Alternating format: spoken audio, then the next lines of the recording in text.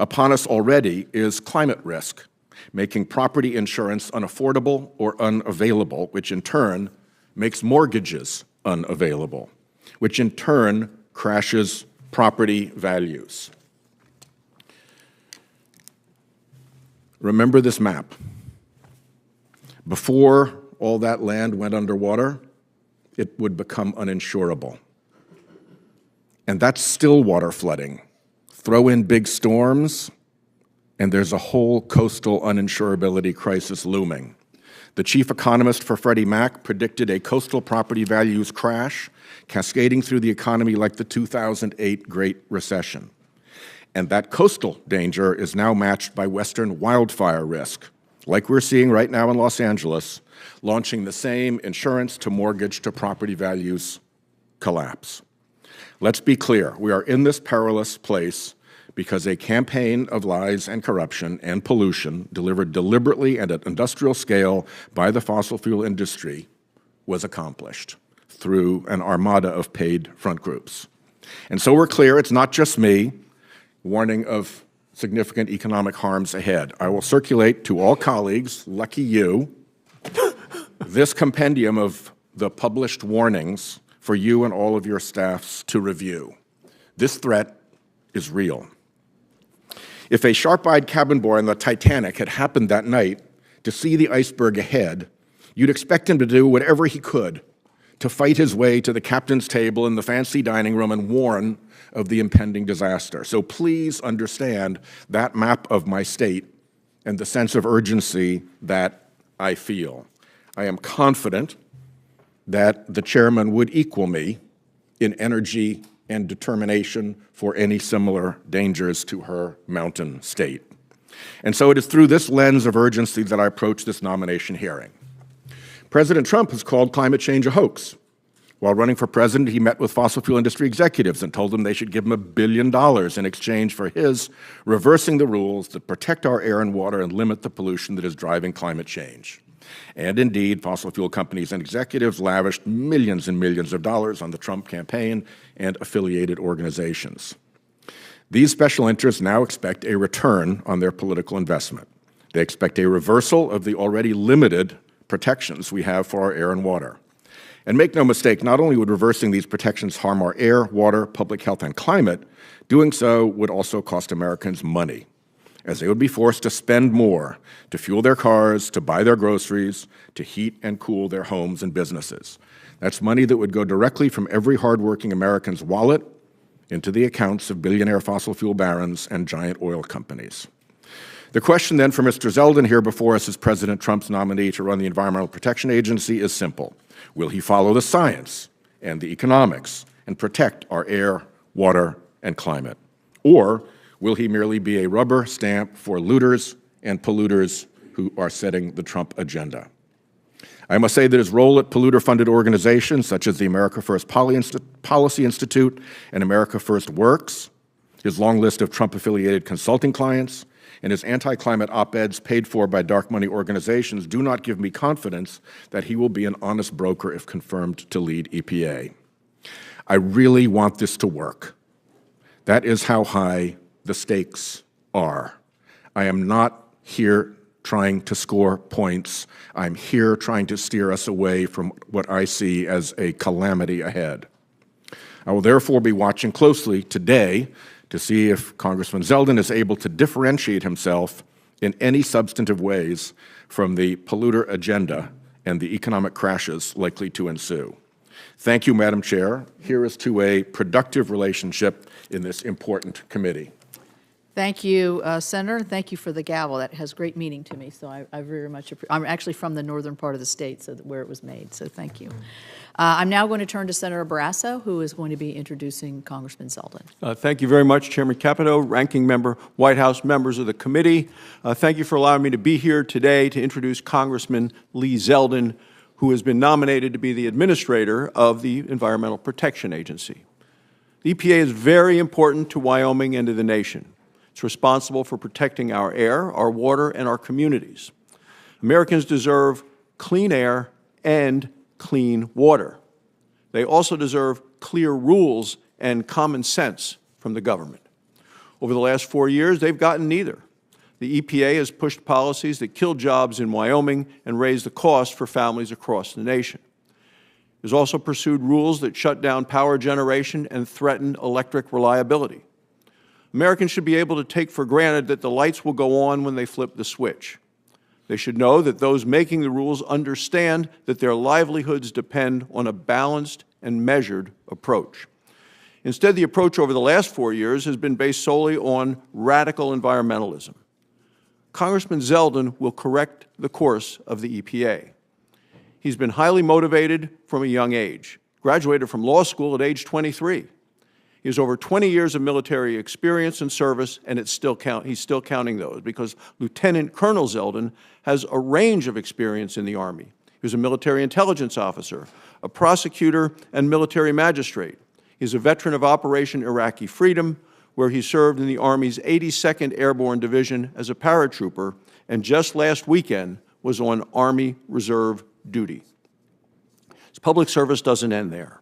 In addition to his time in the U.S. Congress, he served in the New York State Senate. He knows firsthand how important it is for the federal government to be a partner to states rather than an out-of-touch regulator. This is the dedication and understanding that Lee Zeldin will bring to the EPA. His experience shows that he knows how to balance multiple priorities. He understands that we must be good stewards of the environment without crippling the economy. Many organizations, both public and private, agree that Lee is the right person for the job. One of those organizations is the National Association of Clean Water Agencies. In a letter to the committee, the association said, "He has shown a willingness to engage with a broad spectrum of stakeholders to address pressing issues. This approach is critical for achieving EPA's mission in a way that balances environmental protection," they say, "and pragmatic public policy implementation." His strong support from his community back home. The Long Island Water Conference has said, quote, "We are offering our strong support for fellow Long Islander and New Yorker Lee Zeldin." They go on to say, "We believe that Mr. Zeldin's experience will provide a balanced approach to the regulatory process. This will ultimately," they say, "provide effective protection of public health and the environment." And reading this about a balanced approach reminded me, and Cynthia might have been there as a young girl, in 1963, John Kennedy, President of the United States, came to Wyoming. He came with Stuart Udall, who was his Secretary of Interior. It was a conservation tour of the West. Stuart Udall, the Interior Department is now, building is named after him, and his son Tom served with many of us on this very committee, sat right there where Senator Padilla is sitting right now. So I brought this picture that has been hanging on my wall in the office in D307, and it's John Kennedy in the field house of the University of Wyoming addressing the largest indoor arena that we had and the largest standing-only crowd in 1963 as part of his conservation tour. And what John Kennedy said that day, he said, "We must maintain a living balance between man's actions and nature's reactions." And that's the kind of job that I believe that Lee Zeldin is going to do for our nation at the EPA, maintain a living balance. So I share this organization, the Long Island Water Conference, their confidence that Lee Zeldin will lead the EPA in a more balanced and even-handed direction. So I say, Lee, congratulations on your nomination. I look forward to working with you on these important issues. I once again thank the committee for letting me join you today. Thank you, Madam Chairman. Thank you. As a former chair of this committee yourself, we welcome you back anytime. So we're going to switch seats here and ask the nominee to come forward.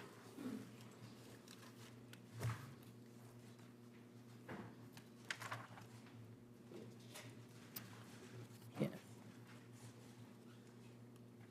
Somebody needs to take this to get the sign.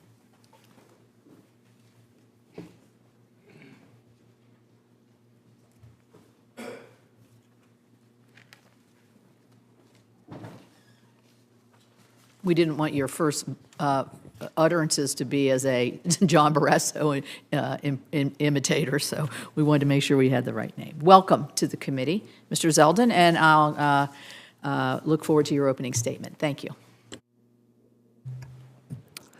Thank you, Chairman Capito, Ranking Member Whitehouse, and all the distinguished members of this committee. It's been an honor to meet with all of you to learn more about your highest priorities. I look forward to working with all senators on this committee, on both sides of the aisle, to tackle the most pressing issues facing our country. I humbly sit before you nominated to serve as the 17th Administrator of the Environmental Protection Agency. The American people made their voices heard in November, giving President Trump a mandate to lead our nation to prosperity. I'm grateful that the President-elect is giving me the opportunity to lead the EPA at this critical time. Our mission is simple but essential: to protect human health and the environment. We must do everything in our power to harness the greatness of American innovation with the greatness of American conservation and environmental stewardship. We must ensure we are protecting the environment while also protecting our economy. Throughout my life, I've been privileged to hold such titles as congressman and state senator and lieutenant colonel, but none has meant more to me than husband, son, and father. While one of my identical twin daughters, Ariana, is now back at college, I'm excited to be joined here today by my wife, Diana, and our daughter, Michaela, as well as my mother, Meryl. The American people need leaders who can find common ground to solve the urgent issues we face. I want my daughters, your loved ones, and every child across our country to thrive in a world with clean air, clean water, and boundless opportunity. If confirmed, I pledge to enthusiastically uphold the EPA's mission. I will foster a collaborative culture within the agency, supporting career staff who have dedicated themselves to this mission. I strongly believe we have a moral responsibility to be good stewards of our environment for generations to come. It's been so motivating to see the tremendous talent stepping up to serve in the EPA. I couldn't be more excited to partner with our EPA team nationwide to exceptionally serve the American public. I had the honor of working with many of you when I represented New York's 1st Congressional District. My district on the eastern end of Long Island was unique in that it was almost completely surrounded by water. My constituents took environmental issues very seriously, and I developed a record in Congress fighting hard and with great success advancing their local priorities. I worked across party lines to preserve the Long Island Sound and Plum Island. I supported key legislation that became historic bipartisan success stories, like the Great American Outdoors Act, and Senator Sullivan and Whitehouse's Save Our Seas Act to clean up plastics from our oceans. Whether it was leading the fight for Sea Grant, combating PFAS in drinking water, voting for the Lautenberg Chemical Safety Act, or supporting clean energy projects on Long Island, I was proud to do my part to secure these environmental victories. Georgetown University and the Lugar Center consistently ranked me one of the most bipartisan members of Congress, and to that end, I joined the Bipartisan Climate Solutions Caucus to focus on tackling the challenges of a changing climate. If confirmed, I want to work with all of you to address the unique environmental issues facing your state. Not only do I want to partner with you, I want to learn from you. I ask you all what a former administrator asked a great chairman of this committee from my home state, Senator Daniel Patrick Moynihan. What advice would you give me as I undertake to lead EPA? I look forward to having this discussion with each of you. The EPA must be better stewards of tax dollars, honor cooperative federalism, and be transparent and accountable to Congress and the public. The American people elected President Trump last November, in part due to serious concerns about upward economic mobility and their struggle to make ends meet. Too many of our fellow Americans are trapped in poverty and desperate for a whole-of-government approach to give them a hand up. We can and we must protect our precious environment without suffocating the economy. A big part of this will require building private sector collaboration to promote common sense, smart regulation that will allow American innovation to continue to lead the world. If confirmed, under the EPA, with my leadership, we will prioritize compliance as much as possible. I believe in the rule of law, and I want to work with people to ensure they do their part to protect our environment. Success is defined for many, including me, as leaving this world better than we found it. I want every child in this nation, including my daughters and your children, to inherit a world with clean air, clean water, and a thriving economy.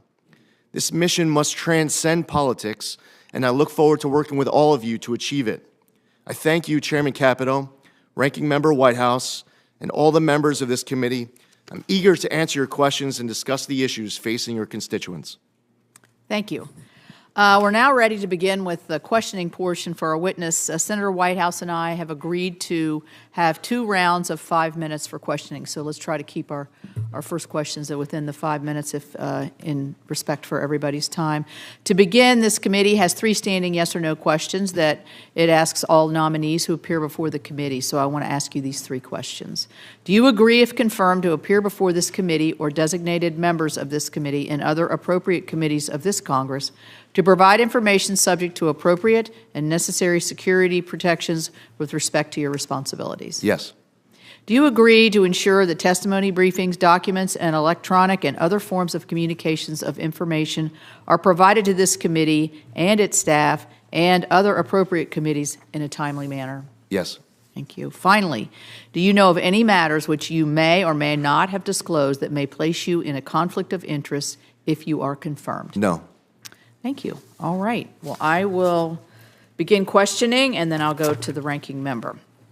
In my opening statement, I talked about reliability issues and affordability issues as we see the face the future here. During the last 4 years, the EPA issued a number of rules, and numbers of rules, including the Clean Power Plan 2.0, which was intentionally designed to impose massive new costs on reliable coal-fired and natural gas plants in a deliberate effort to shut these plants down. Unsurprisingly, over this same period of time, the cost of energy skyrocketed 23% over the last 4 years. Now, our nation's electric reliability experts, the North American Electric Reliability Corporation, forecasts over half of the United States could face potential electrical shortages and blackouts in the next decade. This is a dire situation on the reliability. This demand is driven by our onshoring of our manufacturing and powering data centers and other things to win the artificial intelligence race. Congressman Zeldin, as you oversee and implement the EPA's statutory obligations to protect public health and the environment, will you also ensure that the agency takes into account the electric reliability and energy affordability impacts on businesses and American families that needed to keep their lights on and to heat their homes? Yes, absolutely. What is your vision for fulfilling the EPA's statutory mission, particularly in the context of getting the agency reoriented back to the basics of protecting communities from air, water, and chemical pollutions and cleaning up contaminated sites? What ideas do you have as moving forward? Chairman, it's important that the EPA is honoring our obligations under the law, fulfilling the historic landmark laws that are on the books, like the Clean Air Act, the Clean Water Act, the Safe Drinking Water Act. It's important that the EPA is accountable and transparent to all of you here on this committee. It's important that we are working closely in collaboration with career staff at the EPA and working closely with other agencies where there's overlapping jurisdiction to make sure that we are following our new obligations under the law as Congress enacts new laws moving forward, to make sure that we are abiding by the Administrative Procedures Act, that I, as administrator, I'm not prejudging outcomes, that I'm making sure that our actions are durable, that they are able to withstand scrutiny, and at the end of the day, I'm able to sit before you at further hearings and to be able to account for my actions as administrator and our actions as an agency.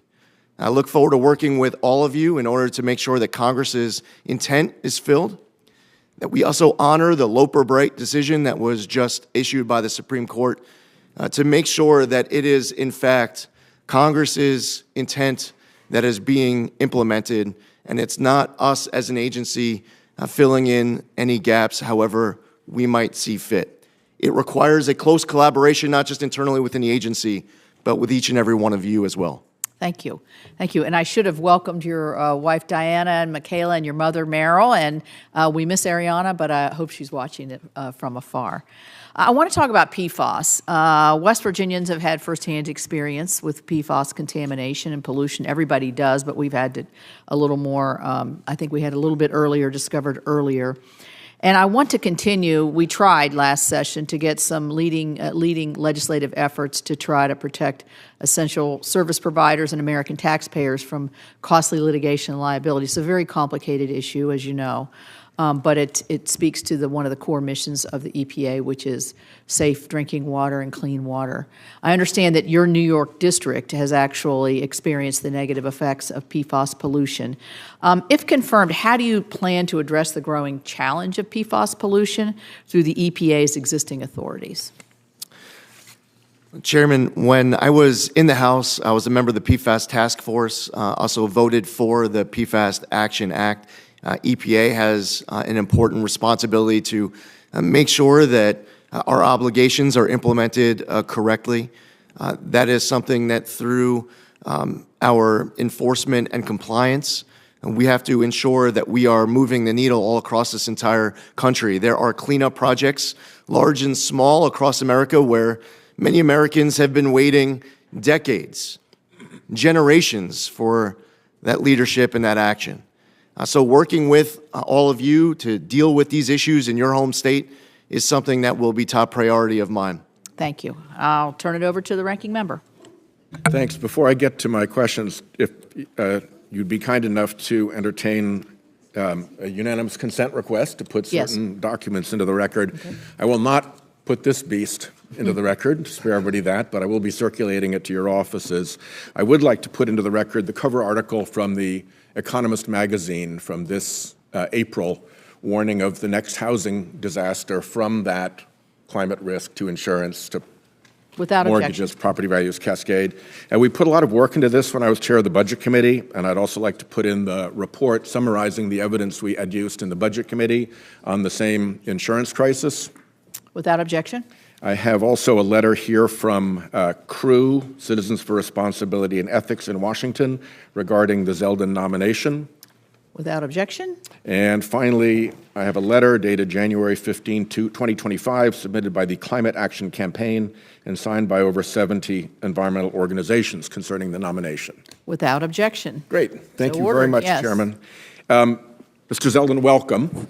As we discussed when we met, I said I was going to ask you some really basic, no-tricks questions about climate change. So let me just start with those. First, as a matter of law, is carbon dioxide a pollutant?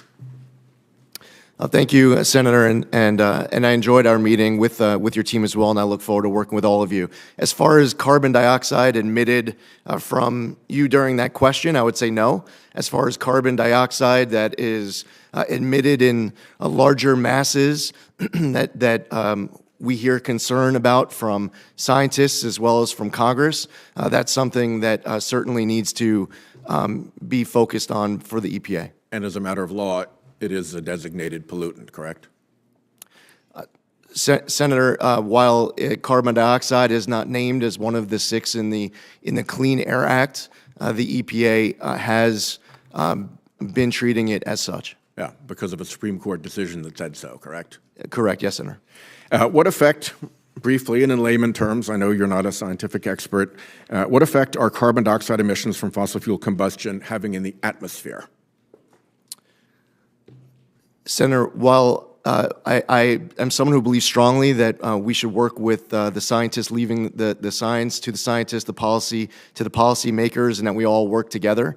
I don't sit before you as a scientist. Fortunately, at EPA, we do have many talented scientists who provide that research. They have that talent to be able to tell us exactly what the metrics are of their research. Just generally, and in layman's terms, what effects do these carbon dioxide emissions have when they enter the atmosphere? Trapping heat, Senator. And what effect, again, briefly and in layman's terms, does methane leakage from fossil fuel production and transport have in the atmosphere? Same heat trapping also. And what effect, I'm from the ocean state, so I've got to ask this one, what effect are carbon dioxide emissions from fossil fuel combustion having in the oceans? Well, the emissions of greenhouse gases trap heat, Senator. As far as your concern that you expressed at the onset of your testimony as you showed that map of Rhode Island, and as you suggested, and as I mentioned, as I represented the district on the east end of Long Island, rising sea levels are concerns where I'm from as well. And it's one of the reasons why the federal government, through the Army Corps, had to invest in a Army Corps of Engineer project with the revetment of Montauk Lighthouse, with fear that if we did not do that, that Montauk Lighthouse, and due to erosion, would be collapsing into the ocean. Is it correct that the trapped heat from carbon dioxide emissions and methane in the atmosphere is heating up the oceans? In fact, 90% of the heat goes into the oceans, and that is what is producing the sea level rise you just discussed. That is what the scientists tell me, Senator. Yep. And are the oceans also absorbing about 30% of the carbon dioxide itself, and therefore chemically turning more acid in measurable and clear ways? Senator, as far as any specific numbers, I have to defer to the research of the scientists. But generally that is happening.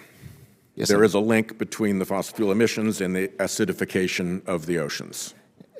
Yes, Senator, I do understand that there's litigation here that, to a certain extent, I'm not going to be able to comment on as EPA administrator, but to the general question, yes, Senator. Yeah. Have we hit the 1.5 degree risk threshold, and why is that important? Senator, again, as far as being able, throughout today's hearing, to be able to personally be citing and confirming specific numbers, that is something where I have to defer to the talented scientists to be able to provide that advice on an ongoing basis, whether or not we're hitting numbers at any given time. If you are confirmed, what are the key either climate or oceans tipping points that would concern you?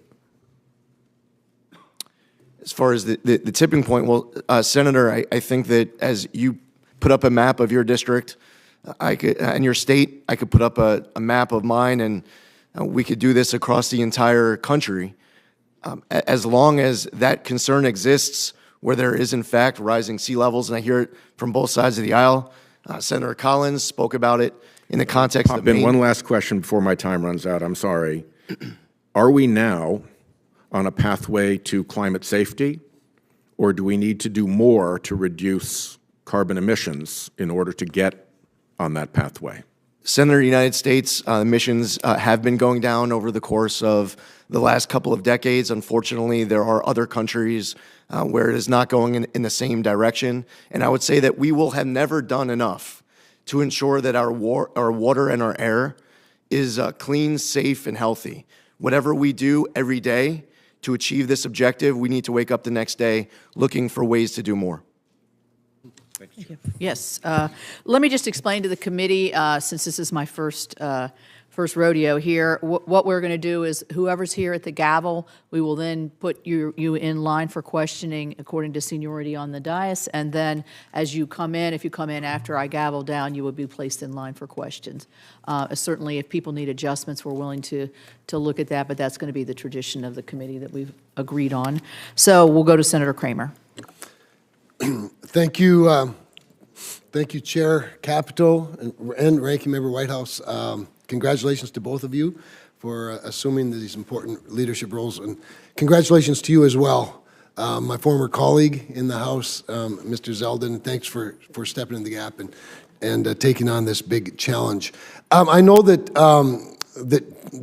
Chair Capito has already talked a little bit about what is a really, really important issue for me, and I think for a lot of us, obviously, and that is an appropriate cooperative federalism role between the state and federal governments. And there's a lot of opportunity to do that the right way, and a lot of opportunity to do it the wrong way at the EPA.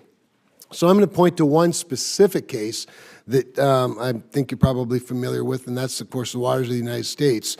And you're no doubt aware that legal, what I call fiasco, surrounding the definition of what constitutes waters of the United States. This has been litigation ping pong for a long time. And so the first question is a simple one. Mr. Zeldin, when you read the Sackett decision authored by Justice Alito, would you describe it as prescriptive or ambiguous as it comes to the definition of a federally jurisdictional water? It was clear and prescriptive. It was. When the decision was issued, the Biden administration officials even told me that the direction from the Supreme Court was clear, that they didn't leave a lot of ambiguity. And here's one portion that I wanted to chat with you about, because I believe it's particularly instructive should you be confirmed.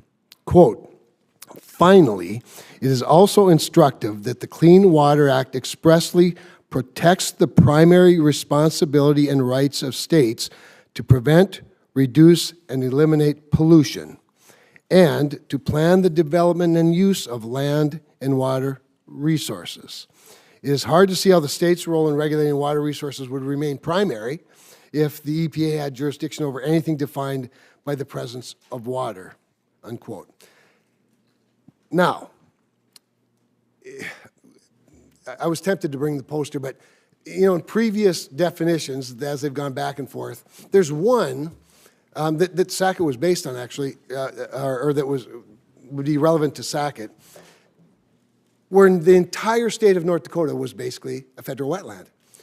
We're a semi-arid state with badlands and big prairies. Should you be confirmed, it would be really good if the administrator took this decision and the legislative history behind it and start a rulemaking process post-Sackett with the assumption that states have primacy and primary responsibility for water within their states, not the federal government. How do you intend to sort of approach that? Because this post-Sackett WOTUS definition is going to be really, really important. Yes, Senator. With any rulemaking, as you know, I'm not allowed to prejudge outcomes going in.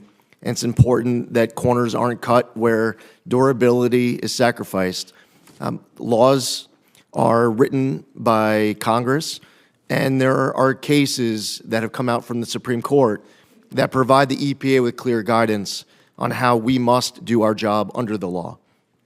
It is important that when you're going back to your home state and you're speaking to your farmers, that you are able to, with confidence, be able to explain to them that the federal government is doing our part so that they can define what waters of the U.S. are without them having to go hire an attorney or someone else, pay a lot of money to ensure compliance.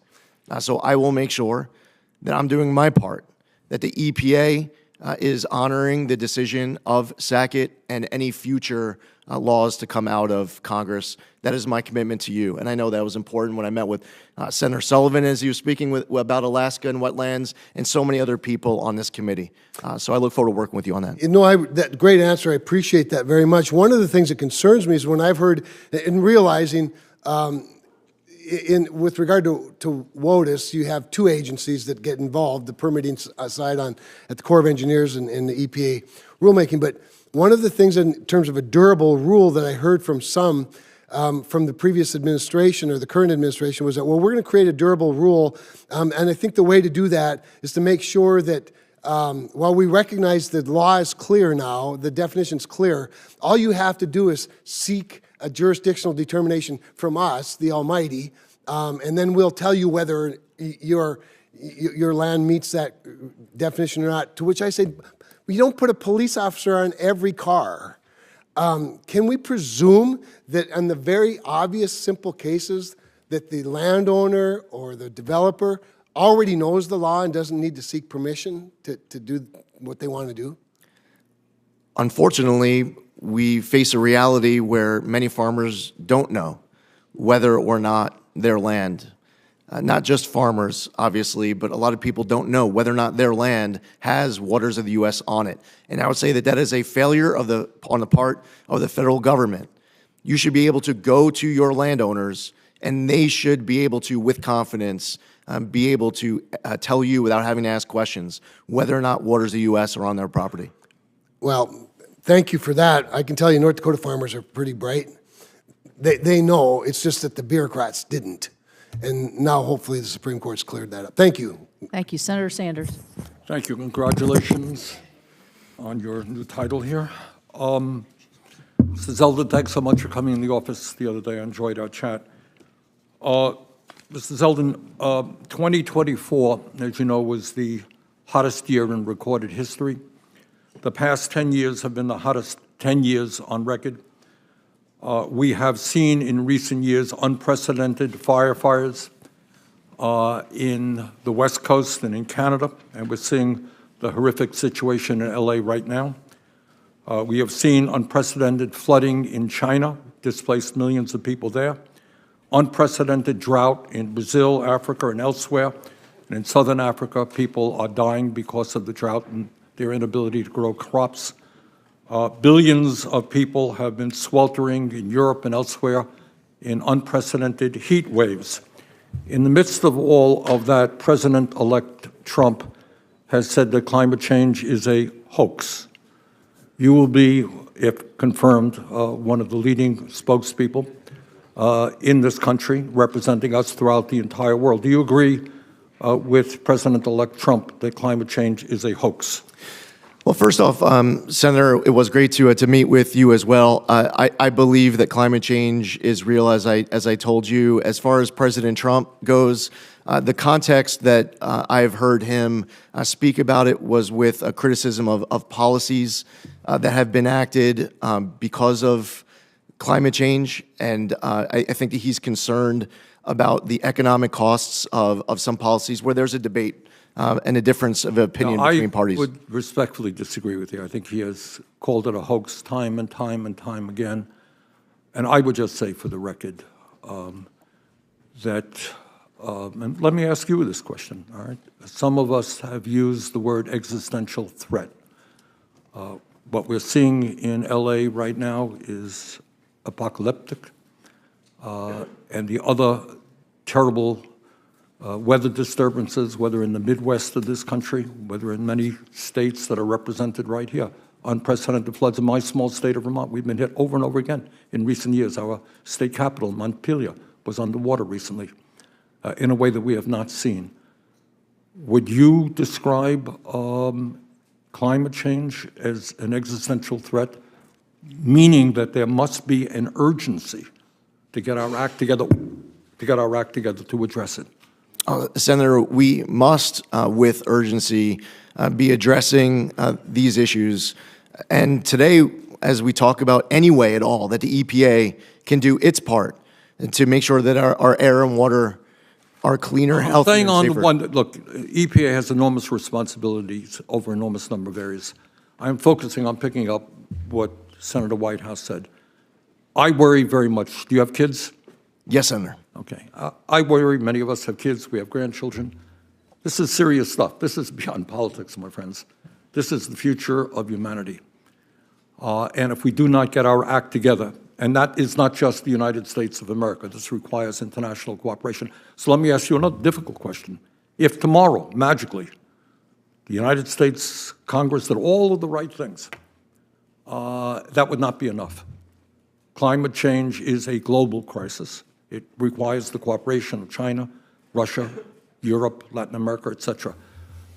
Are you prepared to represent the United States aggressively with some of your colleagues in reaching out to countries all over the world to cut carbon emissions?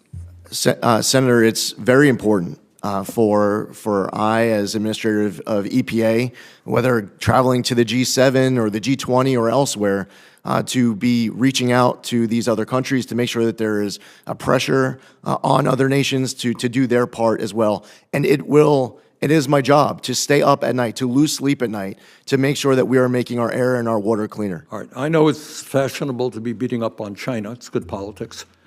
They are now the major carbon polluter in the world. We have historically had that role. We're now number 2. We're not going to solve this crisis without working with China. Are you and hopefully your colleagues, if you are confirmed, prepared to work with China to try to lower carbon emissions?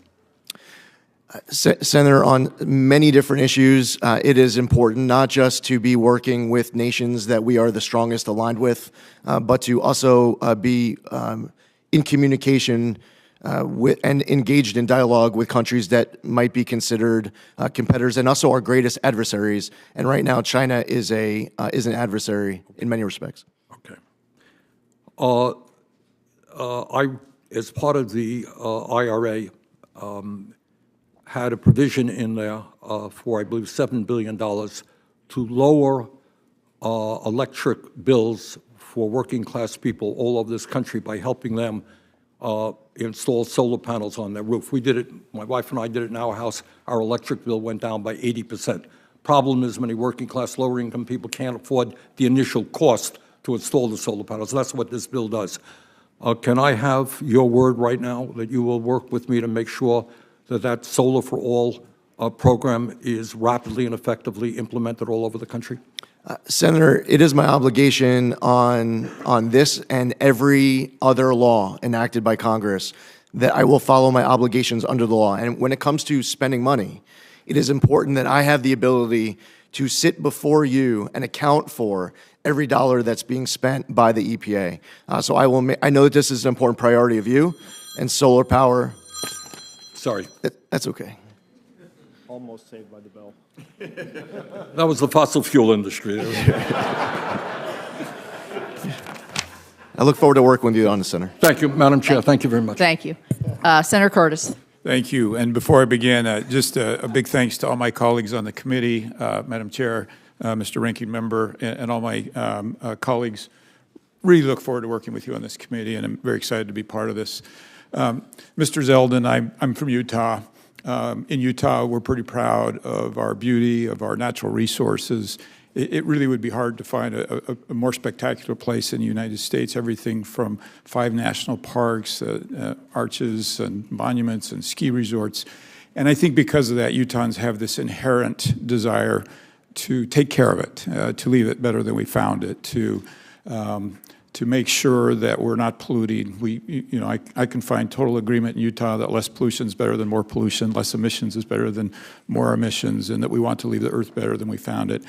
And you and I had the benefit of working together in the House.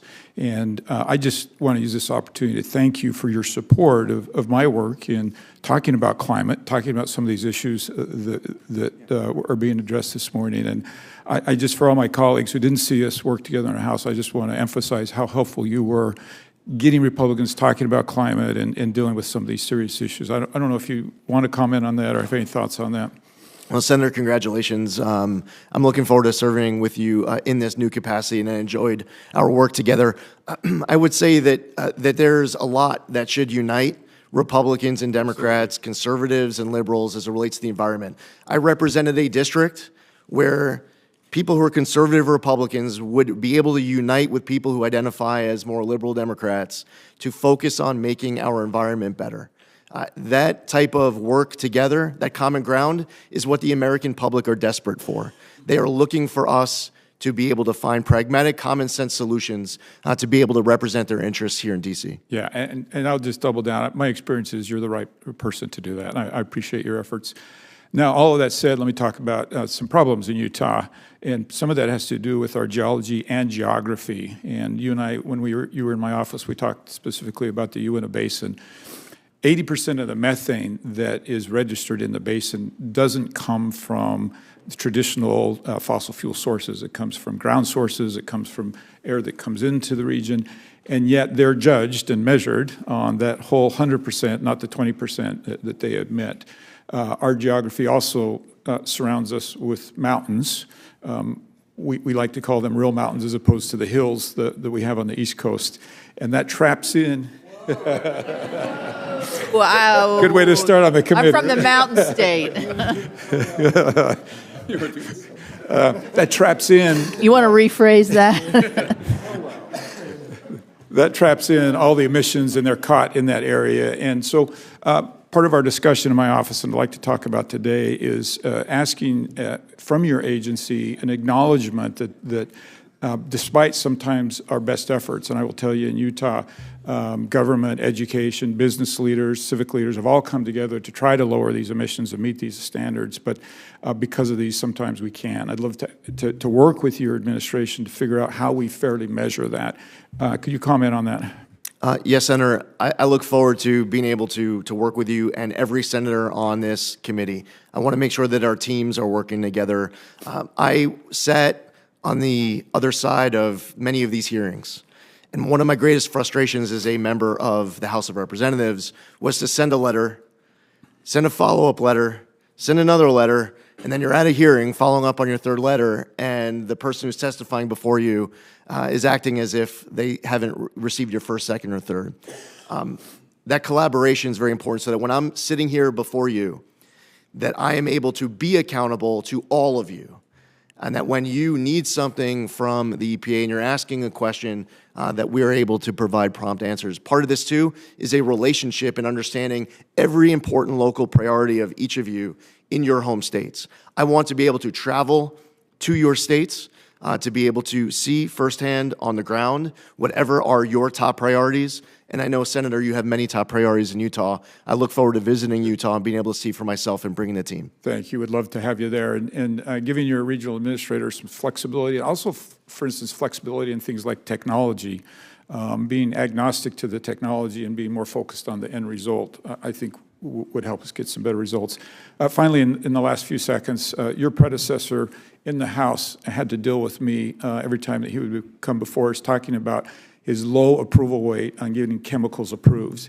They are 0% of statutory requirement getting these chemicals approved. And I would joke with him, like, you could actually, that's statistically impossible. You could stumble on some approvals, right, accidentally. So I just want to warn you that I'm going to be as tough on you as I was on him, and that this is important. A lot of these chemicals can replace some of these PFAS chemicals, and if we can't get them approved, it just makes the difficulty of getting these off the market near impossible. So look forward to working with you on that, and look forward to seeing you in the mountains of Utah. I yield my time. Your seat has been relocated over there by Senator Moran. Senator Merkley. Thank you, and I'm completely down with Senator Curtis's description. My daughter and I went by U-Haul across the country, starting on the East Coast, and we went through those East Coast hills, and by the morning of the third day, she woke up and saw the mountains. We were in the middle of the Rockies, and her eyes got wide, and she said, "Now I understand, well, Dad, why you say the only real mountains are in the West." So let's just say it's a bipartisan fact, agreed to right here. Mr. Zeldin, you have made an emphasis on the science being the foundation. And one of the concerns that I have is regard to the role of paid influencers. And you have reported that you have been paid to do various op-eds. Would you provide to the committee a list of all of the payments you've received and who is paying you, and a copy of the op-eds you prepared so that we have a complete understanding of your background in that area? Yes, Senator, and I also have provided that as part of my financial disclosure, and both ethics at EPA and the Office of Government Ethics has reviewed all of those submissions in providing that clearance letter to the committee. Yes, we do have your financials. They do not give the details on the text of which op-eds, and sometimes it's obscured. For example, the $50,000 to $100,000 that you were paid for op-eds, but it also says speaking fees, use of media studio, and so forth. So if you could tie the actual payments for the op-eds to the op-eds you wrote, so it's just so we have a clear and transparent understanding of that piece, because we want to have our folks serve the public interest and have that foundations of science you're speaking to, but I think the citizens deserve to understand as we wrestle with this moment, that background. And also the background, you've rented out your media studio multiple times. Was that for doing interviews? Did you do interviews in your media studio and then you asked to be paid for using your own media studio for interviews? So twofold. First off, the first point, I have provided a breakdown of every individual op-ed as well as the publication and the date of the publication. Any further, if you need us to print up what was referenced, we're happy to do that. And as far as the media studio, I owned a media studio. So networks could rent, can use that studio for a TV hit. Thank you. Appreciate that, those details, and we'll take a look at that list. You've also, over the course of your career, received a lot of campaign funding from the oil and gas industry. I think it's estimated at $270,000. Can you assure citizens that the campaign support you received from oil and gas industry will not influence your service to the public of the United States? Yes, Senator, there's no donation that anyone has ever provided me at any point of any amount that is going to influence any decision that I make in this position or beyond. Okay. Second, I want to emphasize the point that my colleagues have made about climate change. We are seeing a massive loss of insurance policies on the West Coast and in Florida. In Florida, 16 companies have gone bankrupt. Another 16 have stopped issuing policies. State Farm has withdrawn a massive number of policies from California. We had 6 towns burned to the ground in my home state of Oregon, less well publicized across the country. It is really a challenge. Huge number of folks in California are having to go to a state program they created, same in Florida, because no insurance would insure properties. The problem with those is there's no great solution. They're extremely expensive and difficult and have very limited coverage. All right, so I want to continue on plastics. I've been very concerned about plastics. We have more and more articles. This article I'll submit for the record. Thank you. The Washington Post has just found out about the threat between microplastics and cancer, and it goes on to talk about colon cancer, the imbalance of antioxidants, lung cancer. We've had a whole series of articles about heart disease. We have this article, Bioaccumulation of Microplastics in Human Brains, out of New Mexico. It's out for peer review right now, but we're learning more and more. We now have plastics in breast milk, plastics in every organ of the body, and plastics in our brain. In fact, it turns out, according to this study, if this turns out to be accurate, the highest accumulation of plastics is in our brains. We also have a record of microplastics and nanoplastics affecting human fertility. Plastic is, by its chemical structure, an endocrine disruptor. Are you familiar? Have you steeped yourself in the science and problems associated with plastics in the human body?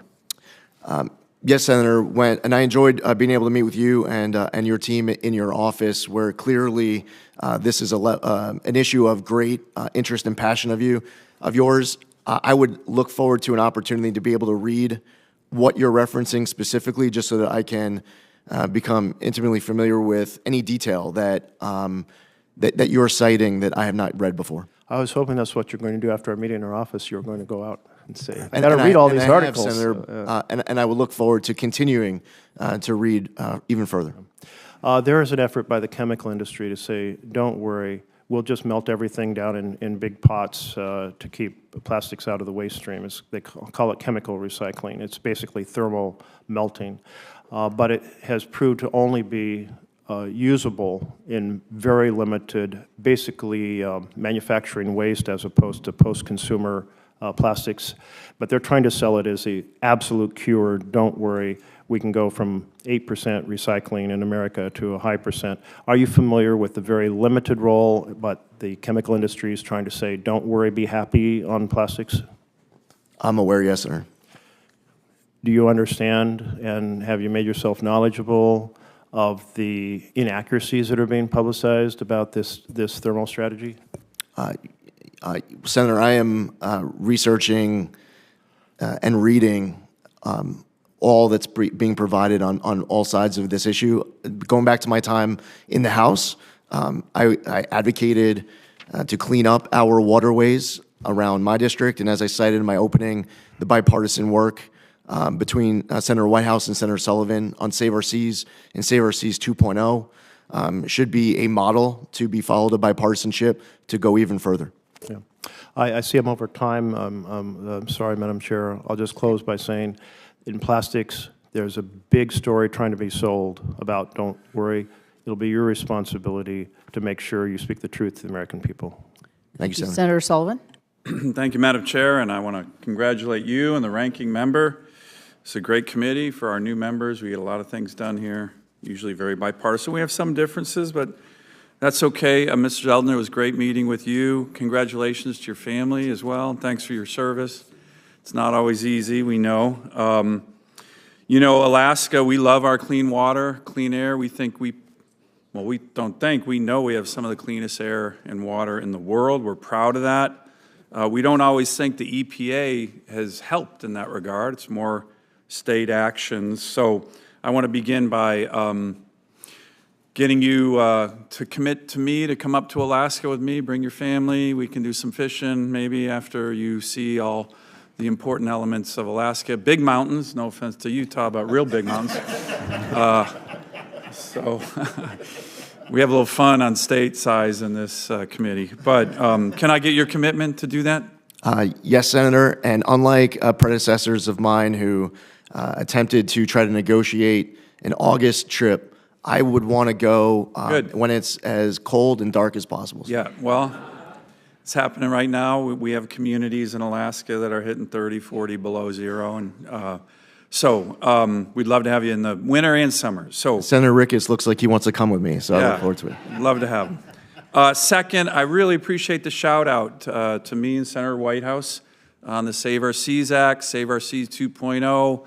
That was the most comprehensive ocean cleanup legislation in the history of the country. Those were both signed by President Trump. You might want to ask Senator Whitehouse at some point about the signing ceremony that we had in the Oval Office with President Trump on Save Our Seas 1.0 was Commerce Secretary Wilbur Ross and others. It was great. So can you commit to me to work with this committee? I think we already have President Trump's commitment to continue the progress we've made on ocean cleanup, plastics cleanup. It's good bipartisan work. The Trump administration and the president himself is very committed, and so are we. And we're already working on 3.0. We got to focus on the implementation of SOS 2.0, though. Yes, Can we get your commitment on that? Yes. Great. Well, look, I want to go back to Senator Kramer's issue of, in your opening statement about honoring cooperative federalism. And as you know, our Clean Air Act, our Clean Water Act laws from Congress contemplate a scheme of cooperative federalism that provides an active, in some case, primary role for states on these laws. Will you commit to doing to that? Because it's a really important issue for my state. Yes, Senator. So one of the areas where we haven't seen cooperative federalism at all is the way in which the EPA in my state has a history of enforcing the laws. And no offense to my Democratic colleagues, this is always with Democrat administrations.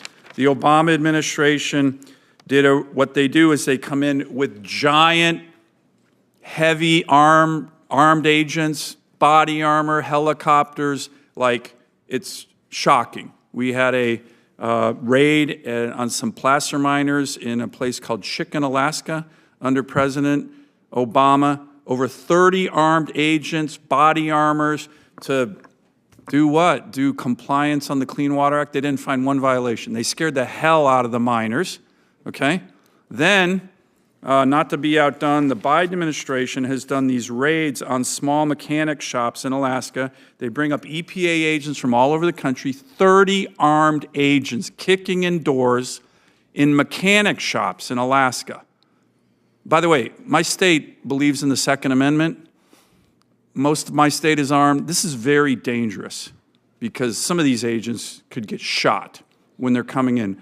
So what's happened is you don't have cooperative federalism. You have rogue EPA agents who are going to enforcement before they talk about compliance. On any of these issues, they could have gone to these mechanic shops. They could have gone to the miners saying, hey, we think you may be violating the Clean Water Act. Can you work with us? No. These guys come. They had 40 agents, all of them armed, raiding these mechanic shops. It is just an outrage. Can I get your commitment to focus on compliance rather than jumping to armed enforcement? And secondly, look, I believed in an armed citizenry. I believe in the Second Amendment. I don't believe in an armed bureaucracy. The EPA is a SWAT team. Do you believe the EPA should even have armed agents? When they go into places, they can just have the local police or local state troopers. You got these guys out of control in Alaska, and it is dangerous. And the current EPA administrator, I sent him letters on this. He didn't answer me. Someone's going to get hurt. Can I get your commitment to focus on compliance, civil compliance, as opposed to kicking in doors with body armor, assault rifles, helicopters? It's crazy, and it's really outrageous, and it happens under Democrats, not President Trump, Democrats. Senator, it is outrageous. The story that you told and Senator Murkowski shared with me as well with regards to Chicken, Alaska, it led me, as somebody who's going through this transition, to be asking questions as to how did that even get authorized, who signs off on it, what is the standards that need to be met in order to even say yes to an operation like that. With 30 agents from EPA agents from all over America came up to raid a mechanic shop, a small business that I think there was 8 guys who owned it. They were National Guard guys, great Alaskans. Can I get your commitment on that and to work with me? And do you think the EPA should be armed? I don't. Senator, if something requires an enforcement action on a prosecutorial front, that is working with the Department of Justice. Congress has enacted laws where enforcement is part of the effort. On the compliance front, there are people and entities owning property where there is mitigation that needs to happen and where they want to work with the government to mitigate that situation on their property. We should be working with them to make that happen. Great. All right, Thank thanks. you. Senator Kelly, thank you. Thank you, Madam Chair. Mr. Zeldin, congratulations on your nomination, and thanks for coming by my office a couple weeks ago. As we discussed, Arizona has some unique challenges that we need some help from EPA leadership on, and we need to work with you as a collaborative partner to help us address some specific air quality and water quality challenges that we're facing, and to do this in a way that does not disrupt our state's growth. We're a rapidly growing state. So let's start with air quality. As we discussed, Maricopa County, which is Phoenix, half the population of the state, is in non-attainment under the Clean Air Act for ground-level ozone pollution.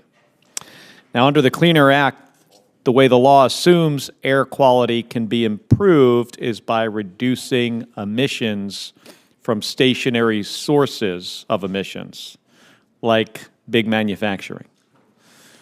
Might make sense in some parts of the country, certainly in more industrialized areas, you know, the Rust Belt, the East Coast, but it doesn't make sense in Phoenix.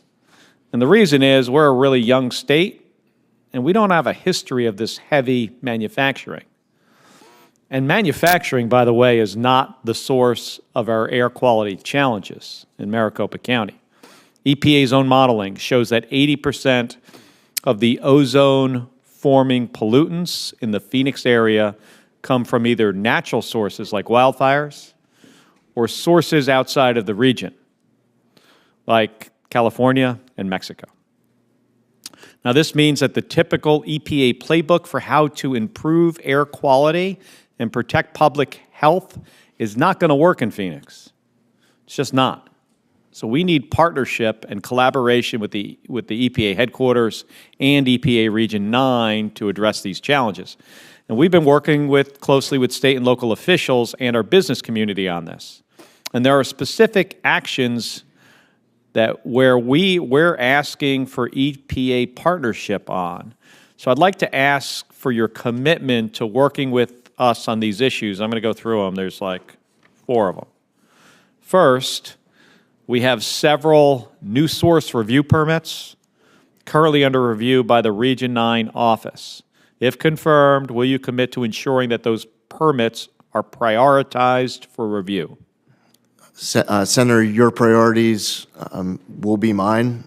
We'll make sure that we follow the law, but making sure that this is top of the list. Thank you. And second, Maricopa County has submitted 2 local rules, which are called Rule 204 and 205. We spoke about those in my office that would provide alternative pathways for generating offsets for new permits for new manufacturing facilities. So remember what I said, we don't have the heavy manufacturing that's shut down that would generate a permit. So these rules have some other ways to do that. So both rules are still pending final approval, although I understand that Region 9 and Maricopa County have been meeting weekly on this to resolve some outstanding issues. But Mr. Zeldin, will you commit to ensuring this coordination between EPA and the county can continue with the goal of having both rules approved as soon as possible? Senator, while I can't prejudge outcome as far as approval goes on anything, you absolutely have my commitment to be able to work with you, those local partners, to come to Arizona. You also mentioned the Yuma example as well. And as you pointed out, you come from a state where, in a place like Maricopa, you don't have a lot of these sites shutting down. You have more coming in, which is a good problem to have in one way, but you definitely need that partnership with EPA. Yeah, it's challenging in the other way. Right. And that's what we've got to figure out. Third, as I noted, we're still trying to understand the long-term reasons our air quality is getting worse and how to resolve that challenge. Will you commit to help Maricopa County develop some better models to understand why our air quality is getting worse in Maricopa County and help us find some solutions to address this long-term? Yes, Senator. And fourth, in that same vein, we know that emissions from Mexico are a serious contributor to our air quality challenges throughout Arizona. Will you commit to having the EPA Region 9 and the EPA Office of Transportation and Air Quality work with our local officials to ensure that our attainment plans account for cross-border pollution? Yes, Senator. I also heard this concern from both Senator Schiff and Senator Padilla as it relates to Tijuana and the southern border of California. This is clearly an issue across states. I look forward to working with you on this issue. And then finally, will you also commit to working to find solutions to ensure regions throughout the western United States aren't penalized for emissions created by wildfire smoke? Yes, Senator. Thank you. Thank you, Senator Ricketts. Thank you, Chairman Capito, and congratulations again to Chairman Capito and Ranking Member Whitehouse on your new roles. And you mentioned our new member, Senator Curtis, but we also have a new member, Senator Schiff, with us as well. We actually have 3 new members on our side, and I've been waiting for them to assemble. Oh, okay, very good. I didn't want to leave Senator Schiff out because he's there. So, yep, not at all. I'm excited to work with the entire team here with regard to the upcoming session here. And Congressman Zeldin, good to see you again. Thank you very much for being here, and again, appreciate your family sacrifices in the past and serving our country and your continued willingness to sacrifice and serve our country again in this new role. You know, rule of law is what binds Americans' trust to government, right? All too often, we've seen under this Biden administration that the rule of law and congressional intent has been subverted by trying to appease radical left-wing environmentalists. And that undermines people's faith in government and the rule of law and the trust of our institutions. So thank you for your commitment to implementing the laws as Congress has written and is intended to be able to get back to the fundamentals of the EPA, which is protecting our environment, safeguarding our health, and looking out for the well-being of the public. I'm excited to restore this proper balance of limiting risk with using sound science to protect our environment as the EPA's mission as Congress, which is the EPA's mission as Congress directed it to do. We must follow the law to restore Nebraskans' faith in our government institutions. So one of the areas that you're going to have an opportunity to be able to do that has to do with our renewable fuel standard. And this is one of the things I've commented in the past. I love this committee because we talk about ethanol and biodiesel and renewable diesel all the time. Chairman Capito will get tired of me doing that. But what we've seen in the past under the Biden administration is that RVOs are set below production levels and they're chronically late. For example, the RVOs for 2026 are required by law to be published on November 1st, 2024. That did not happen, and it's not likely to happen until probably December 2025. The 2023 and 2024 RVOs will lag behind industry production by 3 to 4 billion gallons. That's the actual capacity of the industry today. Congressman Zeldin, do you commit to give producers and the industry certainty in the marketplace deserves? And again, this is what businesses want. They want certainty. They want to know what the rules are so they can plan for it. Will you give them the certainty by following the law as it relates to the timely and appropriate RVO rulemakings? Yes, Senator. Great. Thank you very much. Another pressing biofuel issue for Nebraskans is year-round E15. I want to thank Senator Fisher and your former colleague, Congressman Smith, for their leadership on the issue. And I'm happy to lend my enthusiastic support to this cause. The solution is over a decade in the making, and we were very, very close in the last Congress to actually getting E15 year-round, and I hope we build on that momentum here in 2025. Congressman Zeldin, although the issue will not be solved entirely by the EPA, can we rely on your part to create a market of certainty for liquid fuel stakeholders and agricultural producers by doing all you can to ensure that Americans will have access to E15 all year round? Senator, while I can't prejudge outcome of processes to follow across the board, I know how important this issue is to you, and I know how important this is to President Trump. The president has expressed this time and again with regards to you. You've heard it from Senator Ernst. I've heard it from Senator Grassley, Senator Thune, Senator Fisher, and others, Senator Hawley. So I understand how much of a priority this is for you. As far as establishing certainty, hopefully this is something that Congress is able to resolve to the extent that you're relying on the EPA to establish that certainty. I look forward to being able to do my part, and I want to continue to work with you to achieve the outcomes that we had discussed. Great, thanks. And you know, one of the things that, and we'll get into it in the second round of the questioning as well, but I think it's really, really important that we get away from what the Biden administration was doing with regard to trying to tip the scales toward their solution. That's how I interpret their delay on renewable fuels. Like, we all want to reduce our impact on the environment. Renewable fuels are one of the ways we can do that. They wanted to push their solution with electric vehicles.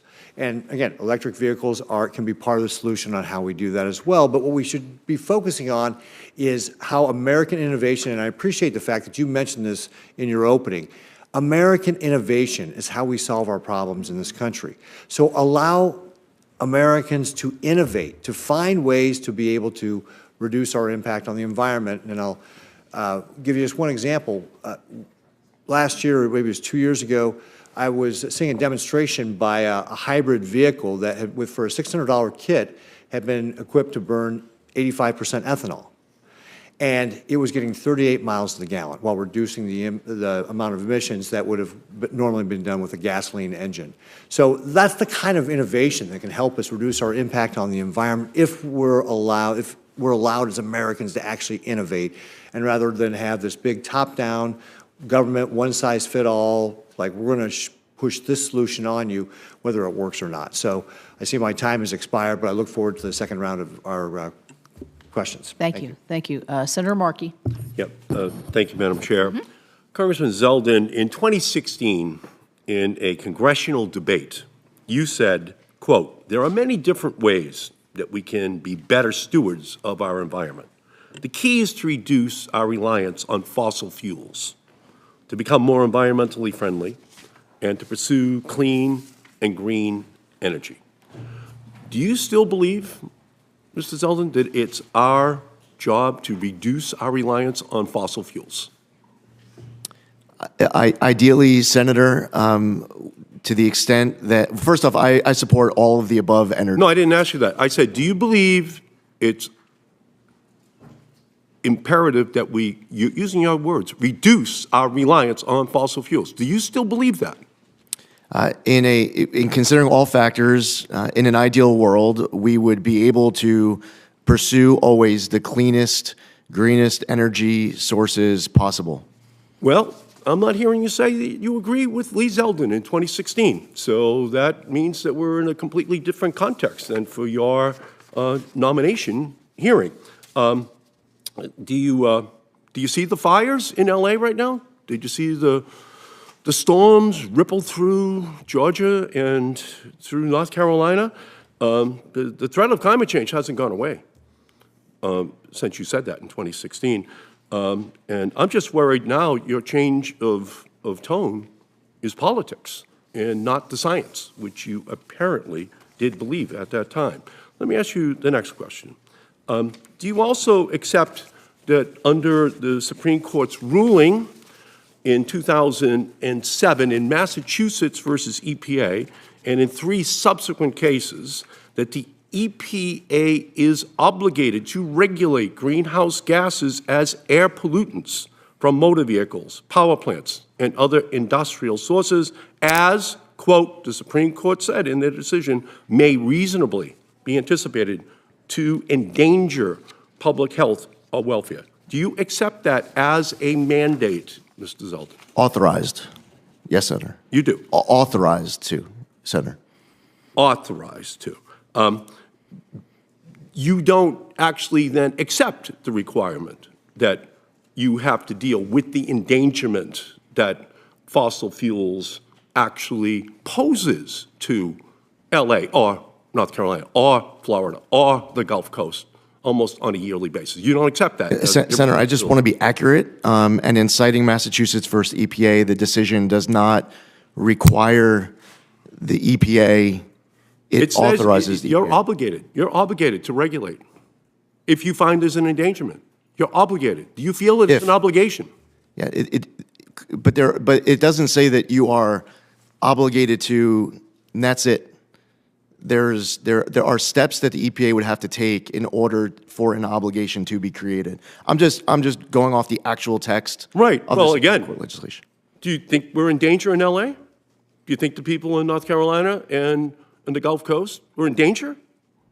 Are they in danger? Absolutely. For people who are having their All right. homes burned down. Then you have an obligation to deal with that and to do something.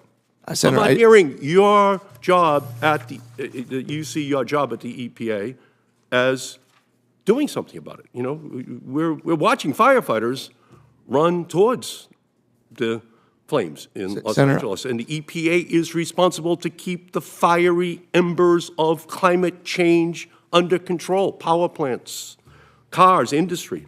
Are you going to fight those dangers, Mr. Zeldin? Are you going, as you said in 2016, or are you going to fan the flames of destruction on the demand of the fossil fuel industry, which you now refuse to actually hold responsible for the rapidly warming country that we're living in? Senator, there's a few things there. First off, as far as the Supreme Court case goes, it was not a decision of the Supreme Court that if there was a fire in 2025 in California, that if that fire creates a danger to people who are having their homes burned down, that the EPA is then that triggers the EPA to regulate carbon dioxide. There's just more to that. I'm just trying to be accurate. It's pretty simple. It says the EPA is supposed to be the environmental watchdog and not a fossil fuel lapdog. That's what it says. But it doesn't actually say that, Senator. It's supposed to have families be able to sleep at night knowing their air is clean and the water is safe and their future is protected. And it just should not leave people up at night wondering if they are going to have danger that comes into their family's existence because of polluters. That's the job. And between 2016 and today, something has happened that you're not willing to just come right out and say that fossil fuels is the central culprit that has been ultimately created by human beings that the EPA's job has as a responsibility to reduce.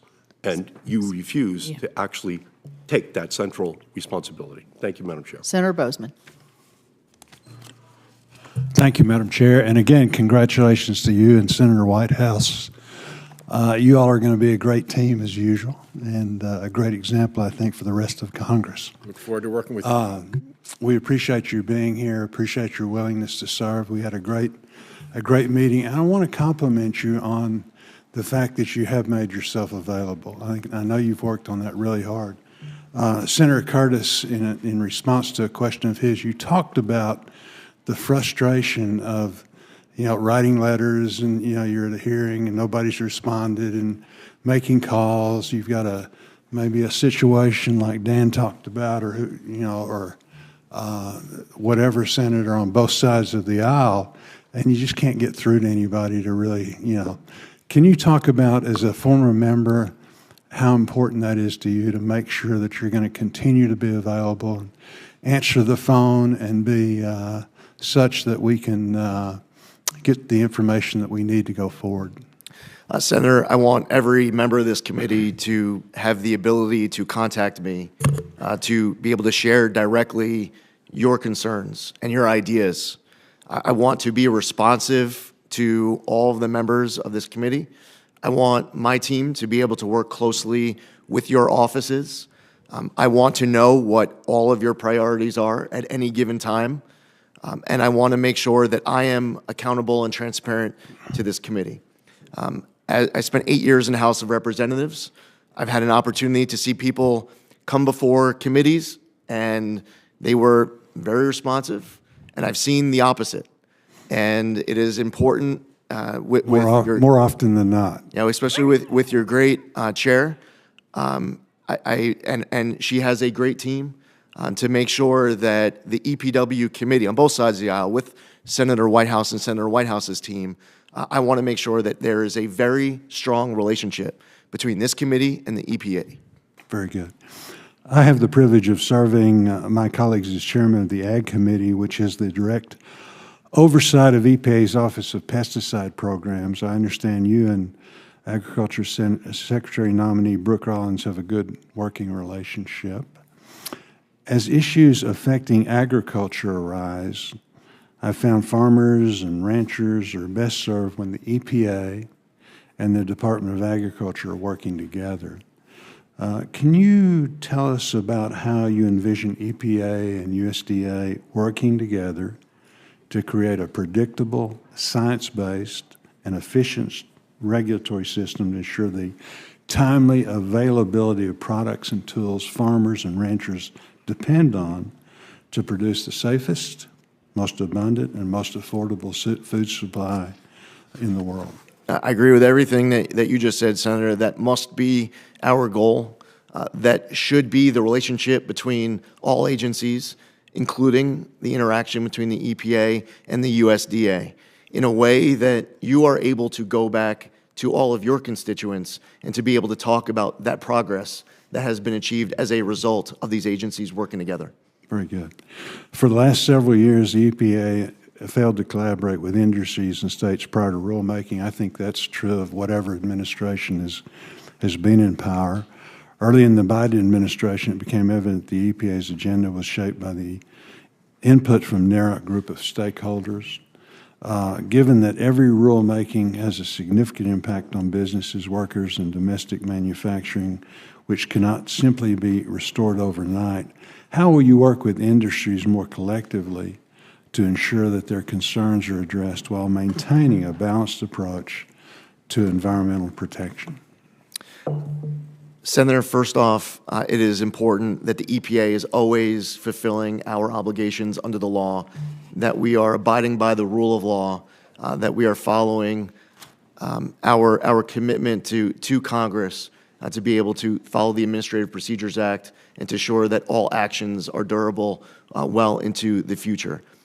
As far as engagement throughout that process, it is important to hear from people who have good, substantive, informed feedback that allows the EPA to be able to do a better job, to make better decisions. And that, at times, might involve me speaking to people who I might agree with or disagree with on any given day. But the worst thing that I could possibly do, that the EPA could do, is to turn a blind eye to great substantive feedback that will better inform our decisions so that we are being responsive and transparent, not just to Congress, but also to the American people. Good. Thank you, Madam Chair. Thank you, Senator Schiff. Thank you, Madam Chair. I feel I should address the mountains versus hills controversy. As a senator from a state in the West, I'm inclined to agree with Senator Curtis. But as I understand where the chair is from, and you are the chair, I'm inclined to agree with the chair. Thank you. So let me just say unequivocally, I've got friends on both sides of this issue, and I stand with my friends. Mr. Zeldin, as you're well aware, the horrific fires that have ravaged California over the last week have displaced thousands of people, resulted in the loss of more than 24 lives. As these fires continue to destroy Californians' homes, livelihoods, and so much more, it's more important than ever that California has the full support of the federal government to recover and respond. Fueled by severe drought conditions and strong Santa Ana winds, unimaginable events like these fires devastate communities and worsen Californians' water scarcity. When you were a state senator in New York, you were a member of the State Senate Bipartisan Task Force on Hurricane Sandy recovery. You applauded a comprehensive legislative package that included tax assessment relief for properties catastrophically damaged by the storm, revisions to regulatory obstacles that slowed down the rebuilding process, and improvement and continued expansion of state insurance laws to help policymakers receive funds following a disaster, and more. And in response to Hurricane Sandy, the EPA supported FEMA and worked closely with federal agencies and the states of New Jersey and New York to assess damage and respond to environmental concerns. The EPA stepped in to assess the condition of drinking water and wastewater facilities, helped to get several damaged wastewater treatment plants in New Jersey up and running, evaluated conditions at hazardous waste sites, and assisted in the collection of debris and household hazardous waste. Can you provide Californians with the assurance that you will advocate the same strong recovery and response assistance from EPA as EPA provided to your then constituency in Long Island after Hurricane Sandy, if confirmed? Senator, first off, congratulations on your election. I look forward to working with you on this committee. And we all, from the rest of the country, have been watching what is playing out for your constituents. And many of us know people who have been impacted and they've lost everything. It's hard to it's impossible for us to put ourselves in the shoes of your constituents right now. I, if confirmed, would want to not only know everything in my power to be able to do as EPA administrator to assist you in fighting for your constituents who have been devastated by these wildfires, but I would want to, in fact, do everything in my power to be able to assist, to make sure that this recovery is as speedy as possible. I would like to come to California to speak to those on the ground, hear any concerns that we need to take back with us to Washington, and to assist both you and Senator Padilla and your House colleagues to be able to fight for these constituents who have lost everything. Thank you, Mr. Zeldin. We will welcome you to the state and look forward to your visit. After the Maui fires in August 2023, EPA crews removed more than 200 tons of hazardous materials from 1,400-plus properties in the fire-impacted areas. The EPA also deployed water emergency team members to provide on-the-ground guidance and technical assistance for stormwater, wastewater, and drinking water for the county of Maui. Do you commit also to prioritizing similar assistance for California to ensure that local water supplies are tested, treated, and restored to safe drinking water standards, just as EPA stepped in to do after the horrific Maui fires? Senator, I would want to do everything in my power, if confirmed as EPA administrator, to be able to assist with that as well. And I assume, Mr. Zeldin, your response will not depend on whether disaster strikes a red state or a blue state. You will equally work to speed relief to those Americans affected. Yes, Senator. It does not matter what kind of a state you're from. All 50 states are going to be of the highest importance, regardless of where a disaster ever strikes anywhere in America. Thank you. Let me touch on one other major issue that we discussed yesterday. That's the Tijuana River pollution crisis. This crisis has brought immense industrial waste and raw sewage over the border from Mexico into California, posing serious environmental and public health challenges to San Diego and Imperial County. We've had beaches shut down. We've had sealed training facilities deeply impacted. Coast Guard and Customs and Border personnel have routinely reported suffering from infections and gastrointestinal illnesses. Thanks to the work of Senator Padilla and Representative Scott Peters and others, we were able to secure $250 million in disaster supplemental relief in December. But EPA can play a pivotal role in this crisis as well. I would ask you to support EPA's Border Water Infrastructure Program, but also will you agree to review EPA's January 7th decision to deny requests to investigate the Tijuana River Valley for a potential Superfund designation? I'm not asking you to prejudge it, but will you agree to review it and consider whether a different judgment should be reached? Yes, Senator. I thank you. Thank you, Madam Chair. Thank you. Senator Lummis. Thank you, Madam Chairman.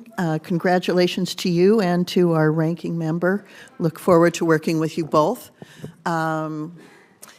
Zeldin, it's great to see you. Thank you for accepting this nomination and appearing before this committee.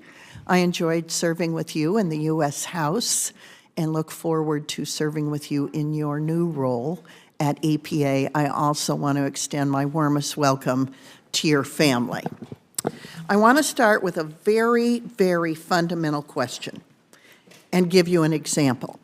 The question is it your job as EPA administrator to follow the science or follow the law? Here's the question associated with that question. Clean Power Plan 2.0 has rules associated with it that run afoul of the Supreme Court's ruling in West Virginia versus EPA. So as administrator, will you follow the law, both in statute and as interpreted by the Supreme Court?